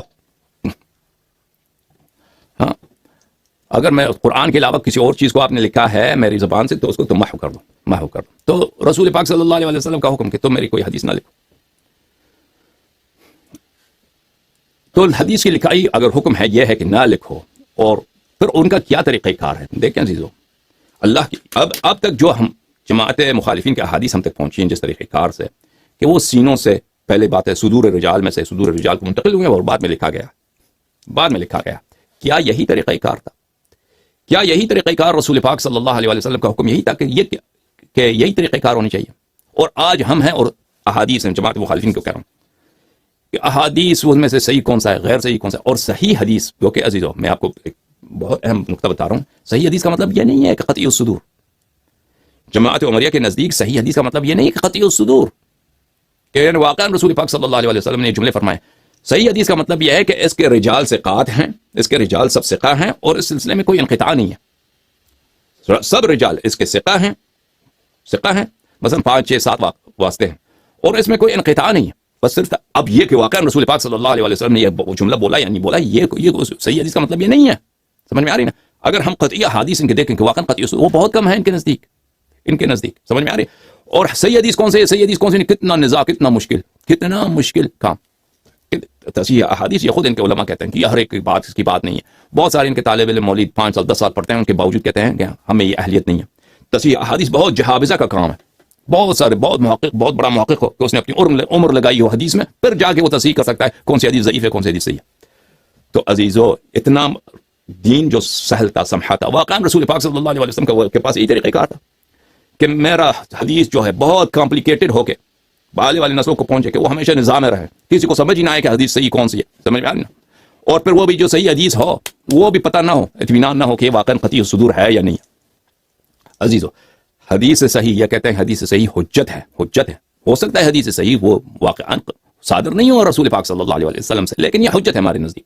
کہتے ہیں خبر واحد کے دلائل ہیں، علم اصول میں خبر واحد حجت ہے، لیکن یہ واقعا رسول پاک صلی اللہ علیہ وسلم نے بولے ہیں، یہ جملے نہیں بولے ہیں، یہ صحت کا مطلب یہ نہیں ہے۔ سمجھ میں آ رہی ہے بات آپ کو؟ تو واقعا یہی طریقہ کار تھا رسول پاک صلی اللہ علیہ وآلہ وسلم کا۔ کبھی انشاءاللہ تبارک و تعالی اللہ نے کبھی مہلت دی تو میں ایسی باتیں ہیں عزیزو جو میری تحقیق میں ہیں، جو کسی یعنی کے پاس میں نے نہیں دیکھا ہے یہ باتیں، کبھی میں جماعت عمریہ کے احادیث کے متعلق بات کروں کہ ان کے پاس حدیث ہے ہی نہیں میرے عزیزو۔ حقیقت تو یہ ہے کہ ان کے پاس یہ علم حدیث پہ ناز کرتے ہیں، کہتے ہیں شیعوں کا منہج تصحیح حدیث کیا ہے؟ عزیزو شیعوں کا جو نقل حدیث ہے نہایت ہی علمی، نہایت قابل اطمینان، اور جماعت عمریہ کے پاس کوئی حدیث نہیں ہے، انشاءاللہ ان کے سب اصول حدیث جو ہیں وہ باطل ہیں۔ اب سب شاید میں نے مبالغہ کہ اغلب اصول حدیث جو ہیں ان کے باطل ہیں۔ اب یہ جملے جو میں نے کہے یہ آپ کے پاس کیا کہتے ہیں ادھار رہیں، آپ کا قرضہ، آپ کا طلب، کبھی انشاءاللہ موقع ملے تو حدیث پہ بہت بات کریں گے۔ یہ کتاب ہے فتح الباری، احمد بن علی بن حجر عسقلانی کی کتاب، جزء اول، چھاپے المکتبۃ السلفیہ، یہاں پہ صفحہ نمبر 194 میں ملاحظہ فرمائیے کہ یہاں پر یہ بخاری کی روایت ہے کہ بخاری نے روایت کیا ہے کہ کیا كتب عمر بن عبد العزیز، حدیث نمبر 34، عمر بن عبد العزیز نے ابی بکر بن حزم کو روایت کیا، اس کو کتابت کیا، خط بھیجا، انظر ما كان من حدیث رسول اللہ صلی اللہ علیہ وآلہ وسلم فاكتبه فإني خفت دروس العلم وذهاب العلماء۔ عمر ابن عبد العزیز ابن عبد الملک ابن مروان ابن الحکم، یہ بنی امیہ شجرہ ملعونہ کا ایک خلیفہ ہے۔ سنہ 99 میں اس کی حکومت ہوئی ہے عمر ابن عبد العزیز کی، اور سنہ 101 میں یہ وہیں گیا ہے جہاں عمر گیا۔ اچھا، اس نے یعنی یہ سنہ 99 میں اس کی حکومت ہے۔ اب اس خط کو اس نے سنہ 100 میں لکھا ہے، سنہ 99 میں لکھا، جو بھی ہے، اس نے خط لکھا کہ دیکھو جو حدیث آپ کو انظر، وہاں پہ دیکھو، ڈھونڈ لو، جو حدیث رسول صلی اللہ علیہ وآلہ وسلم آپ کے پاس ہے، ملتا ہے، اس کو لکھا کرو کہ مجھے ڈر ہے دروس العلم وذهاب العلماء، کہ علم، دروس کہتے ہیں کہ فرسودہ ہو جانا، بالکل کیا بولتے ہیں اس کو، یعنی ہلاک ہو جانا، تباہ ہو جانا، علم سے مراد حدیث ہے کہ احادیث تباہ ہو جائیں گے, ضائع ہو جائیں گے, ہلاک ہو جائیں گے. حدیث یعنی کسی کو وہ جب محفوظ نہ ہو کتاب کی صورت میں تو لازمی بات ہے, یاد نہیں رہتا لوگوں سے. وذهاب العلماء, اور جو علم جانتے ہیں حدیث جن کو یاد ہے وہ بھی مر جائیں گے. یہ بخاری کی حدیث ہے. اس حدیث کے شرح میں ابن حجر لکھتے ہیں یستفاد منه ابتداء تدوین الحدیث النبوی صلی اللہ علیہ وآلہ وسلم. اس حدیث سے اس کتابت جو ہے کتاب خط ہے عمر بن عبد العزیز سے, اس سے استفادہ کرتے ہیں. اس سے پتہ چلتا ہے کہ یہ ابتدا ہے کب, کس بات کا, کتابت حدیث نبوی کا, تدوین حدیث نبوی صلی اللہ علیہ وسلم کا ابتدا ہے. یہ کون سا سنہ ہے اس کی؟ اس نے اگر اپنے شروع حکومت میں بھی لکھا ہو نا سن 99 میں, سن 102 تک اس کی حکومت تھی, 102 تک. اچھا, وكانوا قبل ذلك يعتمدون على الحفظ, اس سے پہلے مسلمانوں کا راویوں کا کیا تھا؟ اعتماد تھا حفظ پر, اپنے حافظے پر. حفظ انسان کا معصوم ہوتا ہے میرے عزیزو. حفظ انسان یعنی خطبہ دیا رسول پاک صلی اللہ علیہ وسلم نے آدھا گھنٹے کا خطبہ ہوتا ہے 10 صفحے 5 صفحے, تو وہ کس کو یاد رہتا ہے میرے عزیزو؟ واقعا جماعت عمریہ کے پاس ایک خطبہ بھی نہیں ہے رسول پاک صلی اللہ علیہ وسلم کا, ایک خطبہ بھی نہیں ہے, ایک خطبہ بھی نہیں ہے ان کے پاس. ٹھیک ہے نا, کہتے ہیں ان سے پہلے حفظ پہ اعتماد کرتے تھے. تو کیا اللہ کے نزدیک, رسول پاک صلی اللہ علیہ وسلم کے نزدیک ہم تک ہدایت پہنچانے کا اتنا ہی غیر محفوظ اور غیر قابل اعتماد طریقہ کار ہے کہ لوگوں نے سنا, لوگ کسی نے دوسرے کو سنایا, دوسرے نے تیسرے کو سنایا, انسان کی میموری جو ہے وہ ضائع ہو جاتا ہے. اور اس کے علاوہ لوگوں کے میں کیا ہے, اب انسان ایماندار ہو نا تو اس کے حافظے میں آپ شک کر سکتے ہیں, باقی اس پہ جھوٹ کہتے ہیں چلے جھوٹ نہیں ہے, لیکن اس کے علاوہ بہت سارے لوگ ہیں جو جھوٹ بولتے ہیں. سیاسی مقاصد ہوتے ہیں, تعصبات ہوتے ہیں, اور جہل ہوتا ہے لوگوں کا, قبائلی دشمنیاں ہوتی ہیں, لوگ مختلف وجوہات کے بنا پر دین میں بدعت داخل کرنا چاہتے ہیں, جھوٹ بولتے ہیں. تو کیا اتنے غیر علمی طریقے سے, غیر مطمئن طریقے, یہی طریقہ کار تھا رسول پاک صلی اللہ علیہ وسلم کا ہم تک ہدایت پہنچانے کا. فلما خاف عمر بن عبد العزیز وكان على راس المئة الاولى, سن 100 کے ابتدا میں اس نے حکم دیا کہ حدیث ضبط کرو, حدیث کو لکھایا کرو. لیکن یہ کہ وہ ابتدا تھی حدیث لکھنے کی, لیکن واقعاً احادیث لکھی گئی. اس نے ایک حکم دیا, کتنے اس ابو بکر بن حزم نے کتنے احادیث لکھی وہ تو ہمیں نہیں معلوم. یہ ابتدا ہوئی ہے, لیکن واقعاً بعد میں احادیث لکھنے کا کام بعد میں شروع ہوا ہے. یہ جو ہے ایک ابتدائی بات ہے. تو ٹھیک ہے نا. تو عزیزو, رسول پاک صلی اللہ علیہ وسلم دنیا سے جا رہے ہیں, ان کو پتا ہے کہ میں دنیا سے جا رہا ہوں, اللہ نے بھی خبر دی, انہوں نے خود خبر دی ہے. قرآن غیر مدون, حدیث غیر مدون, نہ قرآن جمع نہ حدیث جمع. اچھا, آپ کہتے ہیں کہ صحابہ بڑے عالم تھے, صحابہ بڑے فقیہ ہیں, صحابہ بڑے عالم ہیں. جب ان کی اچھی تربیت ہوئی ہے, جب صحابہ کی اچھی طرح سے تربیت ہوئی ہے, تو چلیں کم از کم اگر کتاب نہیں ہے, لکھا نہیں گیا, ان کے علم پہ اعتماد ہے. ٹھیک ہے نا. ان کے اتنے شاگرد ہیں رسول پاک صلی اللہ علیہ وسلم کو, ان کو اسلام کے احکام ایسے سکھائے ہیں ان کو بس ان کے ہوتے ہوئے اگر کتابی صورت میں نہ بھی ہو تو اتنا کوئی ضرر نہیں ہے. اگر کتاب ہوتا تو اچھی بات تھی. چلیں, اگر رسول پاک صلی اللہ علیہ وسلم کے زمانے میں حدیث کے مثلا 20 جلد کتابیں لکھے جاتے, اس وقت اتنی امکانیات نہیں تھی اس بات کی, ممکن نہیں تھا, کیونکہ لوگ ان پڑھ ہیں, لکھتے بھی تھے, لکھنے والا کوئی نہیں تھا 20 جلد کتابیں. سمجھ میں آ رہی نا بات آپ کو. لیکن فرض کرتے ہیں اگر لکھا جاتا, وہ محفوظ رہتا, وہ کتابیں ہم تک پہنچا, آپ کہیں گے وہ اچھی بات ہے, لیکن وہ ممکن نہیں تھا. اس لیے رسول پاک صلی اللہ علیہ وسلم نے صحابہ کی, ان کی نسل کی ایسی تربیت کی کہ ان کو اچھی طرح سے علم حاصل ہو. تو عزیزو, صحابہ کی اکثریت وہ آخر میں مسلمان ہو گئے. ایسی بات نہیں ہے کہ صحابہ کی تربیت بڑی, ان کے علم بہت ہے. وہ آخر میں مسلمان ہو گئے ہیں فتح مکہ کے بعد, اکثریت صحابہ کے. حقیقت یہ ہے.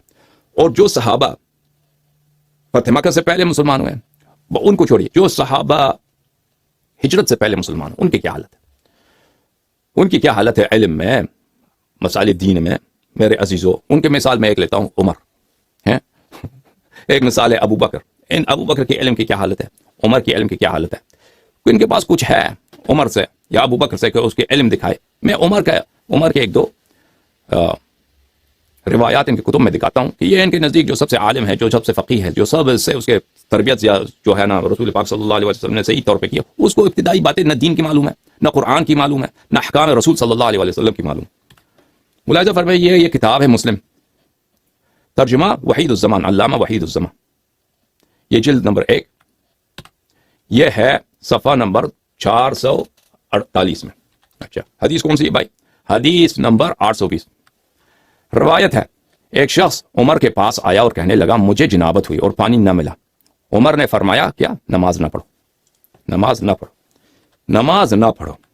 دیکھو, قرآن کی آیت ہے سورۃ النساء، اعوذ باللہ من الشیطان الرجیم، سورۃ النساء، ان کنتم مرضى او علی سفر، اگر تم مریض رہو یا مسافر رہو، او جاء احدکم من الغائط، یا کسی کو پخانہ آ جائے، او لامستم النساء، اور عورتوں کو تم ملامست کر دو، یعنی جنب ہو جاؤ، کیونکہ قرآن حیا سے بات کرتا ہے، قرآن حیا، لامستم النساء، مفسرین کا اقوال آپ دیکھیے، یہ کنایہ ہے، عورت کو ٹچ کرنے سے وضو باطل نہیں ہوتی، ملامست سے، عورت سے جماع کرنے وہ یعنی اس جنابت سے وہ وضو باطل ہوتا ہے اور غسل واجب ہو جاتا ہے، او لامستم النساء فلم تجدوا ماء، اور یہ مشکلات اگر پیش آ جائیں کہ تم مریض ہو، پانی استعمال نہیں کر سکتے، سفر میں ہو، پانی نہیں مل رہا، یا پاخانہ آپ نے کیا ہے، پیشاب کیا ہے، او لامستم، یا جنابت کی حالت ہے اور پانی نہ ملے، تو کیا کرو، فتیمموا صعیدا طیبا، فتیمموا، پر تم پاک مٹی سے کیا کرو، پاک مٹی سے تیمم کرو، فامسحوا بوجوہکم وایدیکم، فامسحوا، اور مسح کرو اپنے چہرے پر اور اپنے ہاتھوں پر، اس کو مسح کرو۔ سورہ مبارکہ مائدہ میں اللہ تعالیٰ فرماتا ہے، اعوذ باللہ من الشیطان الرجیم، وَإِن كُنتُمْ جُنُبًا فَطَّهِرُوا، اگر تم جنوب ہو تو طہارت حاصل کرو، اور رسول پاک صلی اللہ علیہ وسلم نے فرمایا بلی کہ جعلت لی الارض مسجدا وطہورا، زمین جو ہے وہ میرے لیے محل عبادت، محل سجدہ اور طہور، اس کے ساتھ آپ طہارت ترابیہ حاصل کر سکتے ہیں، تیمم کر سکتے ہیں۔ فرمایا قرآن مجید نے، او لامستم النساء فلم تجدوا ماء فتیمموا صعیدا طیبا، کہ اگر مٹی نہ ملے تو کیا کرو، پانی نہ ملے تو تم اگر جنب ہو جاؤ تو مٹی نہ ملے تو تیمم کرو، اور تیمم کا طریقہ بھی بتایا، فامسحوا بوجوہکم ایدیکم منہ، مٹی کے ساتھ اپنے چہروں پر، اپنے ہاتھوں پہ تم مسح کر دو۔ ہاں، تو قرآن نے صحیح بتایا، قرآن نے واضح طور پہ بتایا۔ اب یہ اگر یہ واقعہ جو ہم مسلم سے آپ کو بتا رہے ہیں کہ عمر نے فتویٰ دیا کہ نماز نہ پڑھو، اجتہاد کیا نا، اب اجتہاد کے متعلق قاعدہ جا کر ہم بات کریں گے۔ عمر نے فتویٰ دیا کہ تم نماز نہ پڑھو، اگر تم مسلمانوں یہ کہتے ہو کہ عمر کو ان آیات کا علم تھا، اس کے باوجود اس نے فتویٰ دیا ہے، تو یہ تو بالکل کفر ہے، کیونکہ اگر کوئی شخص جان کر آیت قرآن کے نص کے خلاف فتویٰ دیتا ہے تو وہ تو بالکل واضح کفر ہے۔ تو اس سے ثابت ہوا کہ جو شخص آپ کے نزدیک سب سے بڑا صحابی ہے اس کا کفر لازم ہے۔ ہاں، تو صحابہ پہ بہرحال اعتبار ہو گیا۔ اگر کہتے ہیں اس کو علم نہیں تھا تو ہم یہی تو کہتے ہیں، ہمارا ادعا یہی ہے کہ صحابہ کو آپ سمجھتے ہیں کہ ان کو رسول پاک صلی اللہ علیہ وسلم نے ان کی بڑی تربیت کی اور صحابہ بہت ہی عالم بن گئے، فقیہ بن گئے کہ اب کتاب کی ضرورت ہی نہیں ہے، قرآن جمع کرنے کی ضرورت ہی نہیں ہے، فکر کرنے کی کوئی ضرورت ہی نہیں ہے، تو ہم کہتے ہیں تو یہ ابتدائی چیزیں وہ اس کو نہیں معلوم تھا۔ اور یہ اس زمانے کی بات ہے کہ عمر خلیفہ بن چکا تھا، خلیفے کو صریح آیت قرآن نہیں معلوم، صریح آیت قرآن کس وہ بھی ایسا مسئلہ نہیں، کوئی شاذ مسئلہ ہے کہ کبھی پیش نہیں آتا۔ عرب میں پانی بہت کم ہوتا ہے میرے عزیز، خصوصاً اس زمانے میں، عمر کے زمانے میں، صدر اول میں، اس زمانے میں پانی کم ہوتا ہے عرب میں، وہاں پہ بہت ہوتا ہے کہ انسان کو پانی نہیں ملتا، یعنی انسان جنوب ہو جاتا ہے، نماز کا وقت نکل رہا ہے، آپ اگر جا کے کنویں سے پانی نکال دیں تو نماز قضا ہو جائے گی، پانی نہیں ملتا، یا کسی سفر میں ہے، کہیں دور ہیں، کنواں دور ہے، وہ وقت نہیں ہے پانی لانے کا، تو پانی کہاں سے لائیں گے؟ یہ تو بہت پیش آتا ہے۔ اب ہم شہر میں رہتے ہیں، پانی گھر میں پانی کا نلکا ہے، بہت پیش آتا ہے کہ پانی بعض دفعہ انسان کو پانی نہیں ملتا، ٹھیک ہے نا۔ اس زمانے میں تو پانی کا نلکا ہی نہیں ہے، کنواں ہے 300 میٹر، اس میں سے پانی نکالنا بھی اتنا آسان نہیں ہوتا، ٹھیک ہے نا۔ عمار نے کہا مسلم کی حدیث کی طرف آتے ہیں، آپ نے عمر نے کیا فرمایا؟ عمر نے حکم دیا کہ نماز نہ پڑھنا۔ عمار رضی اللہ تعالی عنہ نے کہا کہ اس کا عنوان دیکھیں، اے عمر بولا نہیں، اے امیر الفاسقین، ہم امیر المؤمنین علیہ السلام صرف اور کس کو بولتے ہیں؟ صرف رسول پاک صلی اللہ علیہ وسلم کے پیارے بھائی کو، ان کے برادر عزیز کو، برادر بروح برابر کو، ان کو کہتے ہیں امیر المؤمنین علیہ السلام، یہ مخصوص ان کے لیے۔ دوسرا جو بھی اس لقب کو ڈالے وہ امیر الفاسقین ہوتا ہے۔ اچھا، اس سے کہا کہ اے امیر الفاسقین، تم کو یاد نہیں؟ تو پتہ چلا یہ خلیفہ بن چکا تھا اس زمانے میں۔ عمر کو اس کی خلافت سے پہلے اس لقب سے تو کوئی نہیں پکارتا تھا نا، خلافت کے بعد اس کو لقب سے پکارے، تو پتہ چلا یہ خلیفہ بنا ہے۔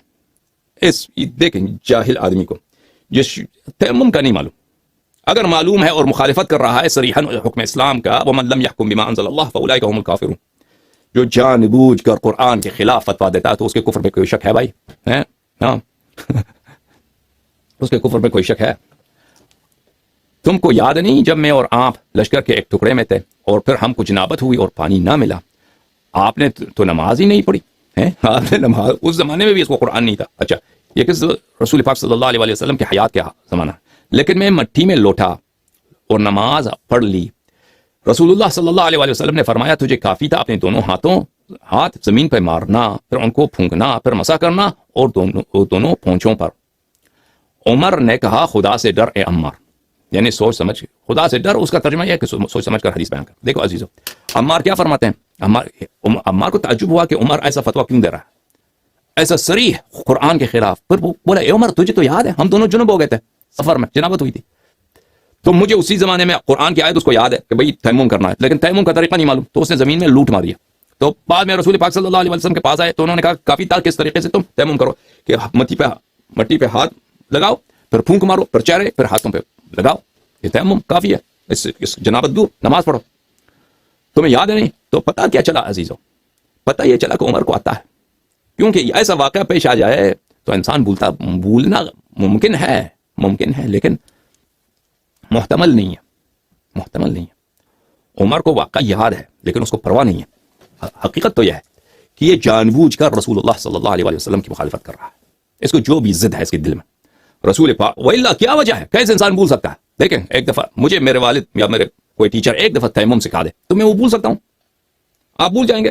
میں ایک دفعہ آپ کو تیمم سکھاتا ہوں، تیمم میں ایک ہاتھ سر زمین پہ مارو، چہرے پہ ملو، یہ کرو، ختم بات. پھر آپ یہ بھول جاتے ہیں، چاہے کہ وہ آپ سفر میں رہیں اور نماز نہ پڑھیں، پھر واپس آ جائیں، رسول پاک صلی اللہ علیہ وسلم آپ کو تیمم سکھائے، تیمم کا پھر انسان بھول سکتا ہے اس بات کو.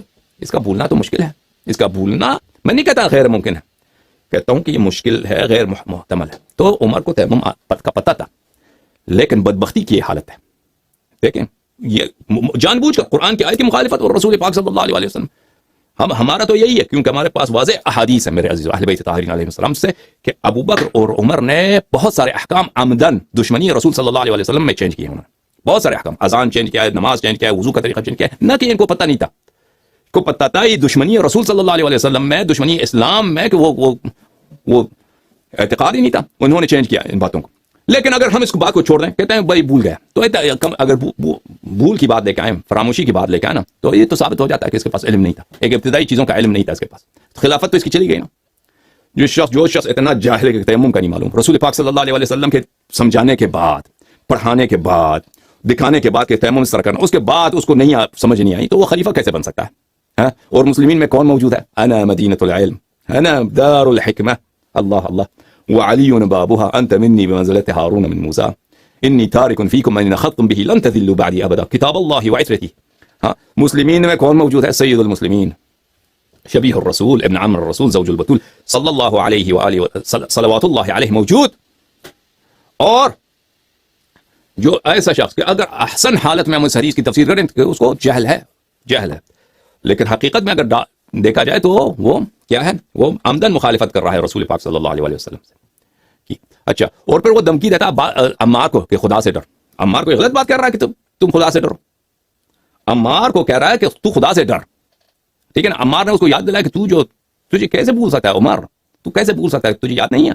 تو عمار سے کہہ رہا ہے تو خدا سے ڈر، یعنی عمار جو ہے حدیث غلط بنا رہا تھا. اگر عمار، خلافت عمار یاسر جو مہاجرین اولین میں سے ہے، جو سابقین فی الدین میں سے ہے، اگر وہ اس کی سوچ میں، اس کی سمجھ میں، اس کی روایت میں شک ہو سکتا ہے، تو پھر یہ طریقہ کار کہ ہم صحابہ کے ذاکرے پر، صحابہ کے یادداشت پر، ان کے میموری پہ اتکا کریں، اس کے بعد ان کی اگلی والی نسل تابعین اور تابع، یہ کیسے ہو سکتا ہے؟ اگر صحابہ کی یادداشت دیکھیں، عمر نے کیا کہا؟ عمر نے کہا کہ تو خدا سے ڈر، خدا سے ڈر. وہ علامہ وحید الزمان صاحب نے عمر کی اس دھمکی کا، کیونکہ عمر کی بے عزتی ہے نا، تیمم تجھے پتہ نہیں ہے. تو اصل تو بات یہ ہے، اس کا جو حمل صحیح ہے اس پہ حمل نہیں کرتا وحید الزمان. کس مسئلے پہ حمل کرتا ہے؟ حمل اس بات پہ کرتا ہے کہ تو سوچ سمجھ کر بیان کر. یعنی عمار، صحابہ جو ہیں غلطی کر سکتے ہیں حدیث میں، ان کی یادداشت میں غلطی ہو سکتا ہے. اگر مقصد یہی ہے تو پھر تمہارے سارے حدیث سے ہاتھ اٹھانا پڑے گا نا. تم تو کبھی صحابہ کی جرح نہیں کرتے. اگر صحابہ کی یادداشت پر، ان کے نقل حدیث پر سوال اٹھایا جا سکتا ہے، نقد کیا جا سکتا ہے، تو پھر رسول پاک صلی اللہ علیہ وسلم کیسے راضی ہو گئے کہ حدیث غیر مدون اور ایسے جماعت کے یادداشت پر، ان کے حافظے پر اتکا کریں جو غیر قابل اعتماد ہے.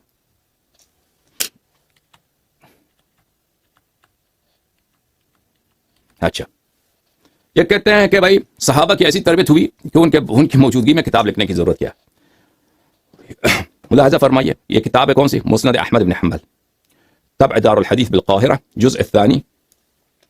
بہت بڑے محقق حدیث کے احمد محمد شاکر نے اس کتاب کی تحقیق کی ہے. چھاپ دار الحدیث بالقاہرہ سنہ 1416 میں کتاب چھپی ہے. حدیث نمبر 1656. 1656. اس کیا فرمایا؟ اسناد صحیح حدیث ہے نا. اچھا ابن عباس سے روایت ہے، قریب روایت کرتے ہیں ابن عباس سے، انہ قال له عمر نے ابن عباس کو اس طرح پکارا، یا غلام، اے لونڈے، اے لڑکے، یا غلام، یہ لڑکے، کیونکہ ابن عباس سن میں کم ہے، نوجوان ہے. رسول پاک صلی اللہ علیہ وسلم کے وفات کے وقت نوجوان تھا، 13-15 سال اس کی عمر ہے اس زمانے میں. تو عمر کی خلافت میں 17 سال، 16 سال، 18 سال، اب پتہ نہیں عمر کی خلافت کے کس حصے کی بات ہے. اے غلام، هل سمعت من رسول اللہ صلی اللہ علیہ وآلہ او من احد من اصحابہ اذا شک الرجل فی صلاته ماذا يصنع؟ دیکھیں اس کو خود شکیات نماز کا حکم نہیں ہے، ابن عباس سے پوچھتا ہے. ابن عباس اے غلام، اے لڑکے، تو نے کبھی سنا ہے رسول پاک صلی اللہ علیہ وسلم سے تجھے پتہ ہے کہ انہوں نے کیا فرمایا کہ نماز میں آدمی کو اگر شک ہو تو کیا کرے؟ رکعات میں شک ہوتا ہے کہ کتنے رکعتیں پڑھی ہیں انسان. تو آپ نے ان سے پوچھا ہے رسول پاک صلی اللہ علیہ وسلم نے یا کسی صحابہ سے؟ یار تم یار بتاؤ نا، کیونکہ یہ عبداللہ ابن عباس نوجوان ہے، عمر اس سے سیکھنے کی کوشش کرتا ہے کیونکہ اس زیادہ شرم کی بات نہیں ہے نا، ایک بڑا آدمی اس سے کوئی دیکھ نہیں رہا اس سے پوچھ رہا ہے. تو عبداللہ ابن عباس نے اس کا جواب نہیں دیا. فبینا ہوا کذالک، اسی حالت میں اسی گفتگو میں تھے، اذا اقبل عبد الرحمن بن عوف آیا. فقال فیما انتما، عبد الرحمن بن عوف کو پتہ چلا کہ خلیفہ جو ہے اس سے پوچھ رہا ہے کوئی بات، خلیفہ جو ہے ایک نوجوان لڑکے سے سیکھنے کی کوشش کر رہا ہے. فقال کیا بات ہو رہی ہے؟ عمر نے کہا سألت هذا الغلام هل سمعت من رسول الله صلی اللہ علیہ وآلہ او احد من اصحابہ اذا شک الرجل في صلاته ماذا يصنع؟ اے عبداللہ ابن عباس، کیا تو نے عبد الرحمن ابن عوف کو عمر نے جواب دیا کہ میں نوجوان سے سوال کر رہا تھا کہ کیا اس نے رسول پاک صلی اللہ علیہ وسلم یا کسی صحابی سے اس نے سنا ہے کہ اگر انسان کو نماز میں شک ہو تو وہ کیا کرے؟ چارے کھار کے. اور عزیزو، یہ شک نماز جو ہے، نماز میں شک کرنا، یہ کوئی غیر مبتلا بہ نہیں ہے کہ انسان کو کبھی پیش، یہ تو عام پیش آتا ہے. انسان کو شک ہوتا ہے کہ بھئی 3 رکعت پڑھی، 4 پڑھی، 4 ختم کیا، یہ غلطی سے آپ 5ویں رکعت میں چلے گئے. انسان کو شک ہوتا ہے، دوسری رکعت ہے، تیسری رکعت ہے، یہ تو ہمیشہ ہوتا ہے انسان کو. یہ تو کوئی مگر یہ کہ کہتے ہیں کہ آپ عمر معصوم ہے. اگر معصوم ہے تو عبداللہ ابن عباس سے کیوں پوچھ رہا ہے؟ اگر اس کو معلوم ہے تو عبداللہ ابن عباس سے کیوں پوچھ رہا ہے؟ معلوم نہیں ہے نا، تبھی تو پوچھ رہا ہے، سیکھنے کی کوشش کر رہا ہے، علم حاصل کرو. خلیفہ علم حاصل کر رہا ہے. تو عبد الرحمن ابن عوف نے کہا سمعت رسول اللہ صلی اللہ علیہ وسلم. عبد الرحمن ابن عوف نے کہا کہ میں نے رسول پاک صلی اللہ علیہ وسلم سے سنا کہ اس طرح کرو، شک پیش آ جائے 2-3 درمیان کے شک آ جائے تو کیا کرو. تو عزیزو، جس شخص کو اتنی ابتدائی باتیں، نہ تیمم کا پتہ ہے، نہ نماز کا پتہ ہے، نہ تیمم کا پتہ ہے، نہ نماز کا پتہ ہے، اور یہ ان کے نزدیک سب سے افضل عالم صحابی ہے، تو یہ ادعا کرنا کہ وہ علم الرسول صلی اللہ علیہ وسلم، جس میں کوئی علم الرسول صلی اللہ علیہ وسلم عین یقین ہے، اس میں شک نہیں ہے، اس میں ظن نہیں ہے، اس میں اجتہاد نہیں ہے. علم رسول اللہ صلی اللہ علیہ وسلم وما ينطق عن الهوى ان هو الا وحی یوحى، اللہ کی جانب سے خالص نور ہدایت بشر کے لیے تا روز قیامت آیا ہے. تو رسول پاک صلی اللہ علیہ وسلم اس علم کو، وہ تو دنیا سے جا رہے ہیں، خود اللہ بھی پتہ ہے کہ جا رہے ہیں. تو عقائد میں مسلمانوں میں اختلاف ہوگا، تفسیر قرآن میں مسلمانوں میں اختلاف ہوگا، الفاظ قرآن میں مسلمانوں میں اختلاف ہوگا، نماز پڑھنے کے طریقے میں اختلاف ہوگا، الا ماشاء اللہ اب مسائل پتہ نہیں. تو یہ علم جس میں کوئی اختلاف نہیں ہے، یہ علم جس میں کوئی گمراہی نہیں ہے، یہ علم جس میں کوئی شک نہیں ہے، سب نور یقین ہے. ٹھیک ہے نا؟ رسول پاک صلی اللہ علیہ وسلم نے کیا سوچا کہ یہ امانت الہی، یہ ہدایت ہم تک کیسے پہنچائے، آنے والی نسلوں تک. ہے دنیا سے چلے گئے، کوئی بھی دنیا سے چلے گئے، نہ کسی کو خلیفہ معین کیا، نہ کسی کو معلم بنایا، ہاں صحابہ، نہ قرآن تدوین، نہ حدیث مدون. صحابہ کو بھی ادعا کرتے ہیں صحابہ کی تربیت ہے، صحابہ میں سے جو آپ کے نزدیک سب سے افضل ہے عمر، اس کے علم کا یہ حالت ہے، اس کی علم کا یہ حال خدا جانتا ہے. اگر ہم عمر کی جہل میں 40 تقریر کرنا چاہتا ہے، 40 تقریر کر سکتے ہیں. تو اس کے جہل کے واقع وہ خود اقرار کرتا تھا کہ بولے کل الناس افقہ منی حتی العجوزات، کہ سب لوگ مجھ سے عالم ہیں، افقہ ہیں، حتیٰ کہ عورتیں اپنے پردوں میں. تو یہ بھی ادعا غلط ہے. اور یہ ادعا کرنا کہ صحابہ کا حافظہ اتنا اچھا تھا کہ ان کے حافظے پہ اتکا کرنا، یہ بھی غلط ہے. خود صحابہ الا ماشاء اللہ ایک دوسروں کو انہوں نے تختیہ کیا ہے، تکذیب کیا ہے، الا ماشاء اللہ. اب کبھی بات آئے گا نا کہ صحابہ کو نقل حدیث میں ان کو تختیہ کیا ہے، خطا کار قرار دیا ہے اور غلط قرار دیا. صحابہ نے خود اعتراف کیا کہ ہماری جو یادداشت کمزور ہے، اس کے واقعات بہت سارے. اچھا اچھا یہ صحابہ علمی لحاظ سے. اب آتے ہیں صحابہ عملی لحاظ سے. وقت وفات الرسول صلی اللہ علیہ وآلہ وسلم کیا وہ اپنا جانشین کوئی تعین نہ کریں, قرآن متفرق, حدیث غیر مدون. اچھا لوگ اب اکثر لوگ ابھی تازہ مسلمان ہوئے ہیں, جو لوگ پرانے مسلمان ہوئے ہیں ان میں بھی بہت سارے منافق ہیں, بہت سارے جاہل ہیں, جیسے ابھی مثال ہم آپ کو دکھا چکے ہیں. اچھا ان کی جو عملی حالت کیا ہے؟ جماعت عمری ہمیشہ یہ کہتے ہیں کہ اوہ صحابہ کون تھے, وہ یہ تو مصطفیٰ صلی اللہ علیہ وآلہ وسلم کے شیدائی غلام تھے, جان نثار لوگ تھے. رسول پاک صلی اللہ علیہ وسلم حکم دیں تو یہ بھائی جو بھی حکم دے وہ بچا لائیں, اور رسول پاک صلی اللہ علیہ وسلم کے وہ اتنے عزت کرتے تھے. دیکھیں عزیزو, یہ باتیں عوام کو بیوقوف بنانے کے لیے. صحابہ میں انکار نہیں کرتے کہ صحابہ میں ایسے مخلص لوگ تھے, لیکن یہ کہنا کہ سب صحابہ اس طرح تھے, یہ غلط بات ہے, یہ غلط بات ہے. قرآن میں بہت ساری آیات ہیں, سورہ برات کے آپ آیات دیکھیں گے, اتنے کتنے آیات ہیں, 10 آیات ہیں جو صحابہ ہی کی مذمت میں کہ تم رسول کی اطاعت نہیں کرتے. الا ماشاء اللہ صلی اللہ علیہ وسلم. بات بہت لمبی ہے. صحابہ کی میں حالت بتاؤں.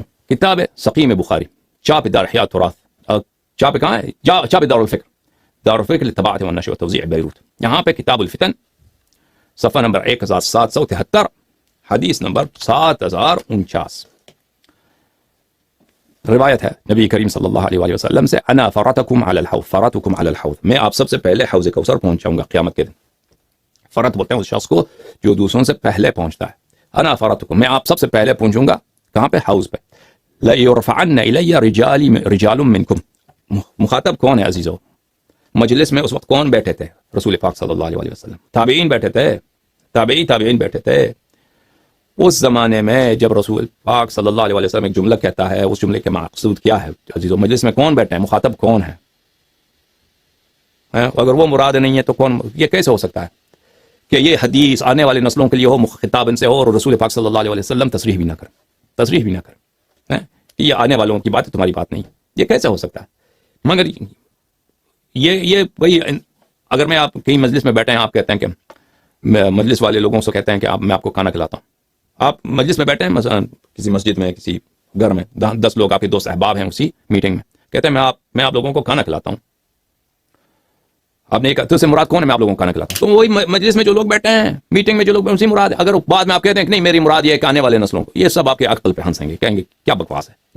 یہ کسی زبان میں اس طرح نہیں ہوتا کہ آپ کسی شخص سے مخاطب ہوں, کسی گروہ سے مخاطب ہوں, اور بعد میں کہتے ہیں کہ نہیں یہ سے مراد میرے کو آنے والے نسل ہیں. انا فرتکم, میں آپ سب سے پہلے حوض پہ پہنچ جاؤں گا. لیرفعن الی رجال منکم, آپ میں سے بعض لوگ میرے نزدیک پہنچائے جائیں گے. آپ ہی میں سے کچھ حضرات میرے نزدیک پہنچائے جائیں گے. حتی اذا احویت لاناولہم, کہ جب میں کوشش کرتا ہوں, جب میں قریب جاتا ہوں کہ میں ان کا ہاتھ تھام لوں تاکہ ان کو پکڑ کے اپنے پاس لے کے آؤں. میں جب جھک جاتا ہوں تاکہ ان کو پکڑ کے اپنے پاس لے کے آؤں. اختلجوا دونی, وہ میرے سے دور کیے جاتے ہیں. کچھ لوگ میرے پاس نزدیک لائے جاتے ہیں, میں کوشش کرتا ہوں کہ جھک جاؤں, ان کو پکڑ کے اپنے پاس لے کے آؤں, پھر وہ میرے سے دور ہو جاتے ہیں, دور کیے جاتے ہیں. فاقول ای رب اصحابی, ان سے کہتا ہوں یا رب یہ تو میرے صحابہ ہیں, سبحان اللہ یہ میرے صحابہ ہیں. فیقول لا تدری ما احدثوا بعدک, خطاب آ جاتا ہے کہ آپ کو کیا معلوم, وما ادراک ما لیلۃ القدر, آپ کو کیا معلوم لیلۃ القدر کیا ہے. رسول پاک صلی اللہ علیہ وسلم کو معلوم ہے لیلۃ القدر کیا ہے. یہ خطاب اس طرح جو کیا جاتا ہے یعنی تعظیم کے لیے, تفخیم کے لیے. مثلا میں کیا آپ سے کہتا ہوں کہ کیا بات ہے جناب, آپ کو کیا معلوم کہ وہ مسجد کتنا بڑا ہے. یہ اس کا مطلب یہ نہیں کہ آپ کو نہیں معلوم, اس کا مطلب یہ ہے کہ واقعی یہ مسجد بہت بڑا ہے. سمجھ میں آ رہی نا بات؟ فیقول لا تدری ما احدثوا بعدک, آپ کو کیا معلوم, یعنی ان کا فتنہ اتنا عظیم ہے کہ انہوں نے آپ کے بعد دین میں کیا بدعتیں لائی ہیں. ٹھیک ہے نا. اگلی حدیث, رسول پاک صلی اللہ علیہ وسلم نے فرمایا کہ میں حوض میں جاؤں گا, میں آپ سب سے پہلے حوض میں پہنچ جاؤں گا. جو بھی شخص حوض میں آ جائے اور حوض میں سے پی لے, اس کے بعد کبھی وہ اس کو پیاس نہیں لگے گا. لیرد علی اقوام اعرفهم یعرفونی, اقوام ایسے گروہ لوگ لائے جائیں گے وہاں پر, گروہ لوگ لائے جائیں گے میرے حوض پر. اعرفهم, میں ان کو جانتا ہوں, وہ یعرفونی, وہ مجھے اچھی طرح جانتے ہیں. ثم یحال بینی و بینہم, پھر ان کو وہاں سے دور کیا جاتا ہے. ان کو کہتے ہیں آپ کو یہاں پہ اس مقدس مقام پہ حوض کوثر پہ بیٹھنے کی اجازت, یہ اٹھ جائے, ان کو جہنم میں دھکیل دیا جاتا ہے. اچھا, اور روایت اس طرح بہت. تو عزیزو, رسول پاک صلی اللہ علیہ وسلم نے کیا فرمایا, صحابہ سے دنیا سے جا رہے ہیں, پتہ بھی ہے کہ جا رہے ہیں, قرآن غیر مدون، حدیث غیر مدون. ہاں صحابہ کی کوئی علمی صلاحیت نہیں ہے، کوئی اتنی علمی صلاحیت نہیں کہ سب علوم جو رسول پاک صلی اللہ علیہ وسلم کے پاس ہیں وہ اگلے والے نسلوں تک پہنچائے جائیں. یہ کوئی ہے ہی نہیں صحابہ میں. وہ سب سے عالم ان کے نزدیک عمر ہے. حالت بتا دیا میں نے ان کی، آپ نماز بھی نہیں آتا اس کو. ٹھیک ہے نا. عملی لحاظ سے دیکھے جائیں صحابہ کی حالت کو ان پہ رسول پاک صلی اللہ علیہ وسلم نے خود خبر دیا کہ میرے بعد دین میں کیا کریں گے، بدعت لائیں گے، فتنے اتنے کے عظیم ہوں گے کہ یہ جہنمی ہو جائیں گے. یہ حوض کوثر پہ میں ان کی شفاعت نہیں کروں گا. ٹھیک ہے. صحابہ پہ پھر کیسے اطمینان، کیسے اطمینان؟ اچھا مزید صحابہ کے متعلق بتائیں.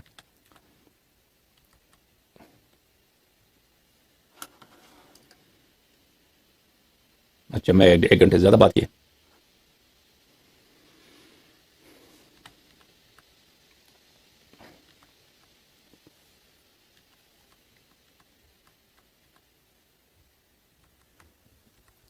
مختصر میرے عزیزوں، مختصر یہ کتاب ہے سقیم بخاری، چاپ دار احیاء التراث. یہاں پہ صفحہ 1259 میں 1259 حدیث رقم 7129 عائشہ روایت کرتی ہے. قالت، عائشہ نے کہا، سمعت رسول اللہ صلی اللہ علیہ وآلہ یستعیذ فی صلاته من فتنة الدجال. اللہ اللہ اللہ اللہ. میں نے دیکھا کہ رسول پاک صلی اللہ علیہ وسلم اپنی نماز میں دجال کے فتنے سے اللہ سے پناہ مانگتا ہے. ٹھیک ہے نا. دجال کا فتنہ بہت عظیم ہے، اس کو اب اس کے متعلق میں مزید نہیں کہتا.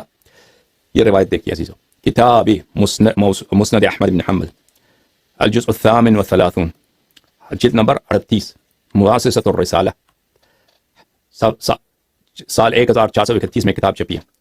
صفحہ نمبر 334، حاشیہ رقم 3، حاشیہ نمبر 3. حاشیہ نمبر 3 میں کیا کہا؟ اسنادہ صحیح علی شرط الشیخین، اسنادہ صحیح علی شرط البخاری و مسلم. اچھا نہایت صحیح حدیث ان کے نزدیک. اچھا عن حذیفہ نے فرمایا، قال ذکر الدجال عند رسول اللہ صلی اللہ علیہ وسلم، دجال کا ذکر ہوا حضرت رسالت پناہ صلی اللہ علیہ وآلہ وسلم کے بارگاہ اقدس میں. دجال ملعون کا ذکر ہو تو فرمایا، لأنا بے شک میں، لأنا بے شک میں، لفتنة بعضكم لفتنة بعضكم اخوف عندي من فتنة الدجال، اخوف عندي من فتنة الدجال. بے شک اس طرح ہے کہ آپ میں سے بعض ایسے ہیں کہ ان کا فتنہ میرے نزدیک دجال کے فتنے سے زیادہ بھیانک ہے، زیادہ خوفناک ہے. میں ان کے فتنے سے زیادہ مجھے خوف ہے دجال کے فتنے سے.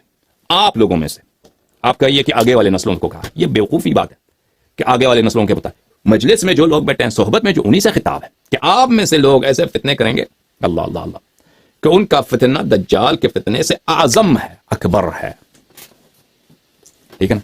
تو میرے عزیزو آپ بتائیے، قرآن غیر مدون، سنت غیر مدون، صحابہ کی کیا حالت ہے؟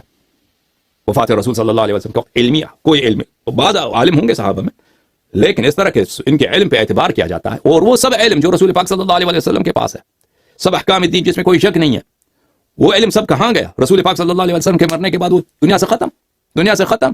آنے والے نسلیں کیا کریں گے؟ یعنی اللہ نے اپنے حبیب کو بھیجا ایسے ماحول میں، خوب یاد رکھیے، اتنا علم دیا کہ ان سے کوئی بھی سوال کیا کریں وہ جواب دیتا ہے. ان کے جواب میں کوئی شک نہیں ہوتا، کوئی ظن نہیں ہوتا، وہ یقینی جواب دیتے ہیں. اللہ کے جو دین ہوتا ہے وہ دنیا سے چلے گئے ہیں. معاشرہ کیا، مدینے کا اس وقت کا کیا تھا، کیا آبادی تھی، پاپولیشن تھا 4-5 ہزار. عرب کا کیا تھا، 1-2 لاکھ لوگ تھے. ان کے لیے اتنا بڑا معلم بھیجا، اور قیامت تک جتنے لوگ ہیں سب اس علم سے محروم. ہمارے پاس کیا احادیث ہیں جو غیر مطمئن، جو صحیح حدیث ہے وہ بھی قطعی صدور نہیں ہے، اور وہ بھی کم ہے. باقی علماء کا جھگڑا ہے کہ یہ حدیث، یہ کچھ احادیث ہیں صحیح ہیں یا ضعیف ہیں، اور کچھ احادیث جو مسائل پہ حدیث نہیں، وہ اپنے جیب سے حکم بناتے ہیں، کہتے ہیں اجتہاد ہے. وہ اپنے دل سے حکم بناتے ہیں، کہتے ہیں یہ اجتہاد ہے، وہ اجتہاد کے متعلق آئیں گے. تو ایسے رسول اس ماحول میں کیوں نہیں بھیجا یا اللہ کہ ان کے ہر بات ریکارڈ ہو جاتی کم از کم؟ ہاں ان کا سب خطبے ریکارڈ ہو جاتے ہیں، آنے والے نسلوں تک وہ کوئی شک نہیں رہتا. ٹھیک ہے نا. اس معاشرے میں بھیجا. اب صحابہ کا کیا حالت ہے عزیزو؟ صحابہ کا کیا حالت ہے؟ علم کے لحاظ سے ہم نے دکھایا آپ کو کہ علم کوئی نہیں.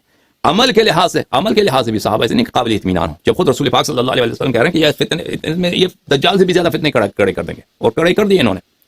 ابو بکر کی خلافت، عمر کی خلافت دجال کے فتنے سے ہم ثابت کریں گے انشاءاللہ آنے والے دنوں کہ یہ دجال کے فتنے سے بھی اعظم ہے. اور بتایا بھی کہ ان میں سے بہت سارے اقوام ہوں گے، گروہ ہوں گے، جن میں صحابہ میں سے جہنم جائیں گے. تو صحابہ بھی اعتقاد نہیں. ٹھیک ہے نا. اب کیا بتائیں گے آپ کو عزیزو؟ اب بتائیں گے آپ کو آگے والے حلقات میں کہ رسول پاک صلی اللہ علیہ وسلم نے خبر دی کہ میرے بعد تم 73 فرقوں میں تقسیم ہو جاؤ گے، 73 فرقوں میں تقسیم ہو جاؤ گے، اور یہ بھی بتایا کہ سب فرقے جہنم میں جائیں گے سوائے ایک فرقے کے، اور یہ بھی بتایا رسول پاک صلی اللہ علیہ وسلم کہ میرے بعد بہت سارے خلیفے ایسے آئیں گے، امام ایسے آئیں گے جو شیطان ان سے بہتر ہے، اور رسول پاک صلی اللہ علیہ وسلم نے بتایا کہ میرے بعد ایسے امام آئیں گے کہ ان کا فتنہ دجال سے بھی بڑا ہوگا، یہ بھی بتایا رسول پاک صلی اللہ علیہ وسلم نے۔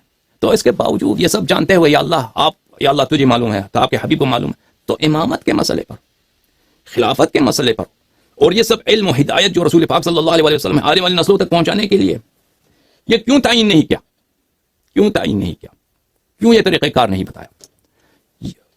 یہ انشاءاللہ ابھی کیونکہ میں 1.5 گھنٹے بات کر چکا ہوں، میں اس کو مزید استمرار نہیں دیتا، انشاءاللہ یہ اگلے حلقات میں آپ سے بات ہوگی۔ ابھی جو ہے میں آپ کے کالز لینے کی کوشش کروں گا میرے عزیزوں۔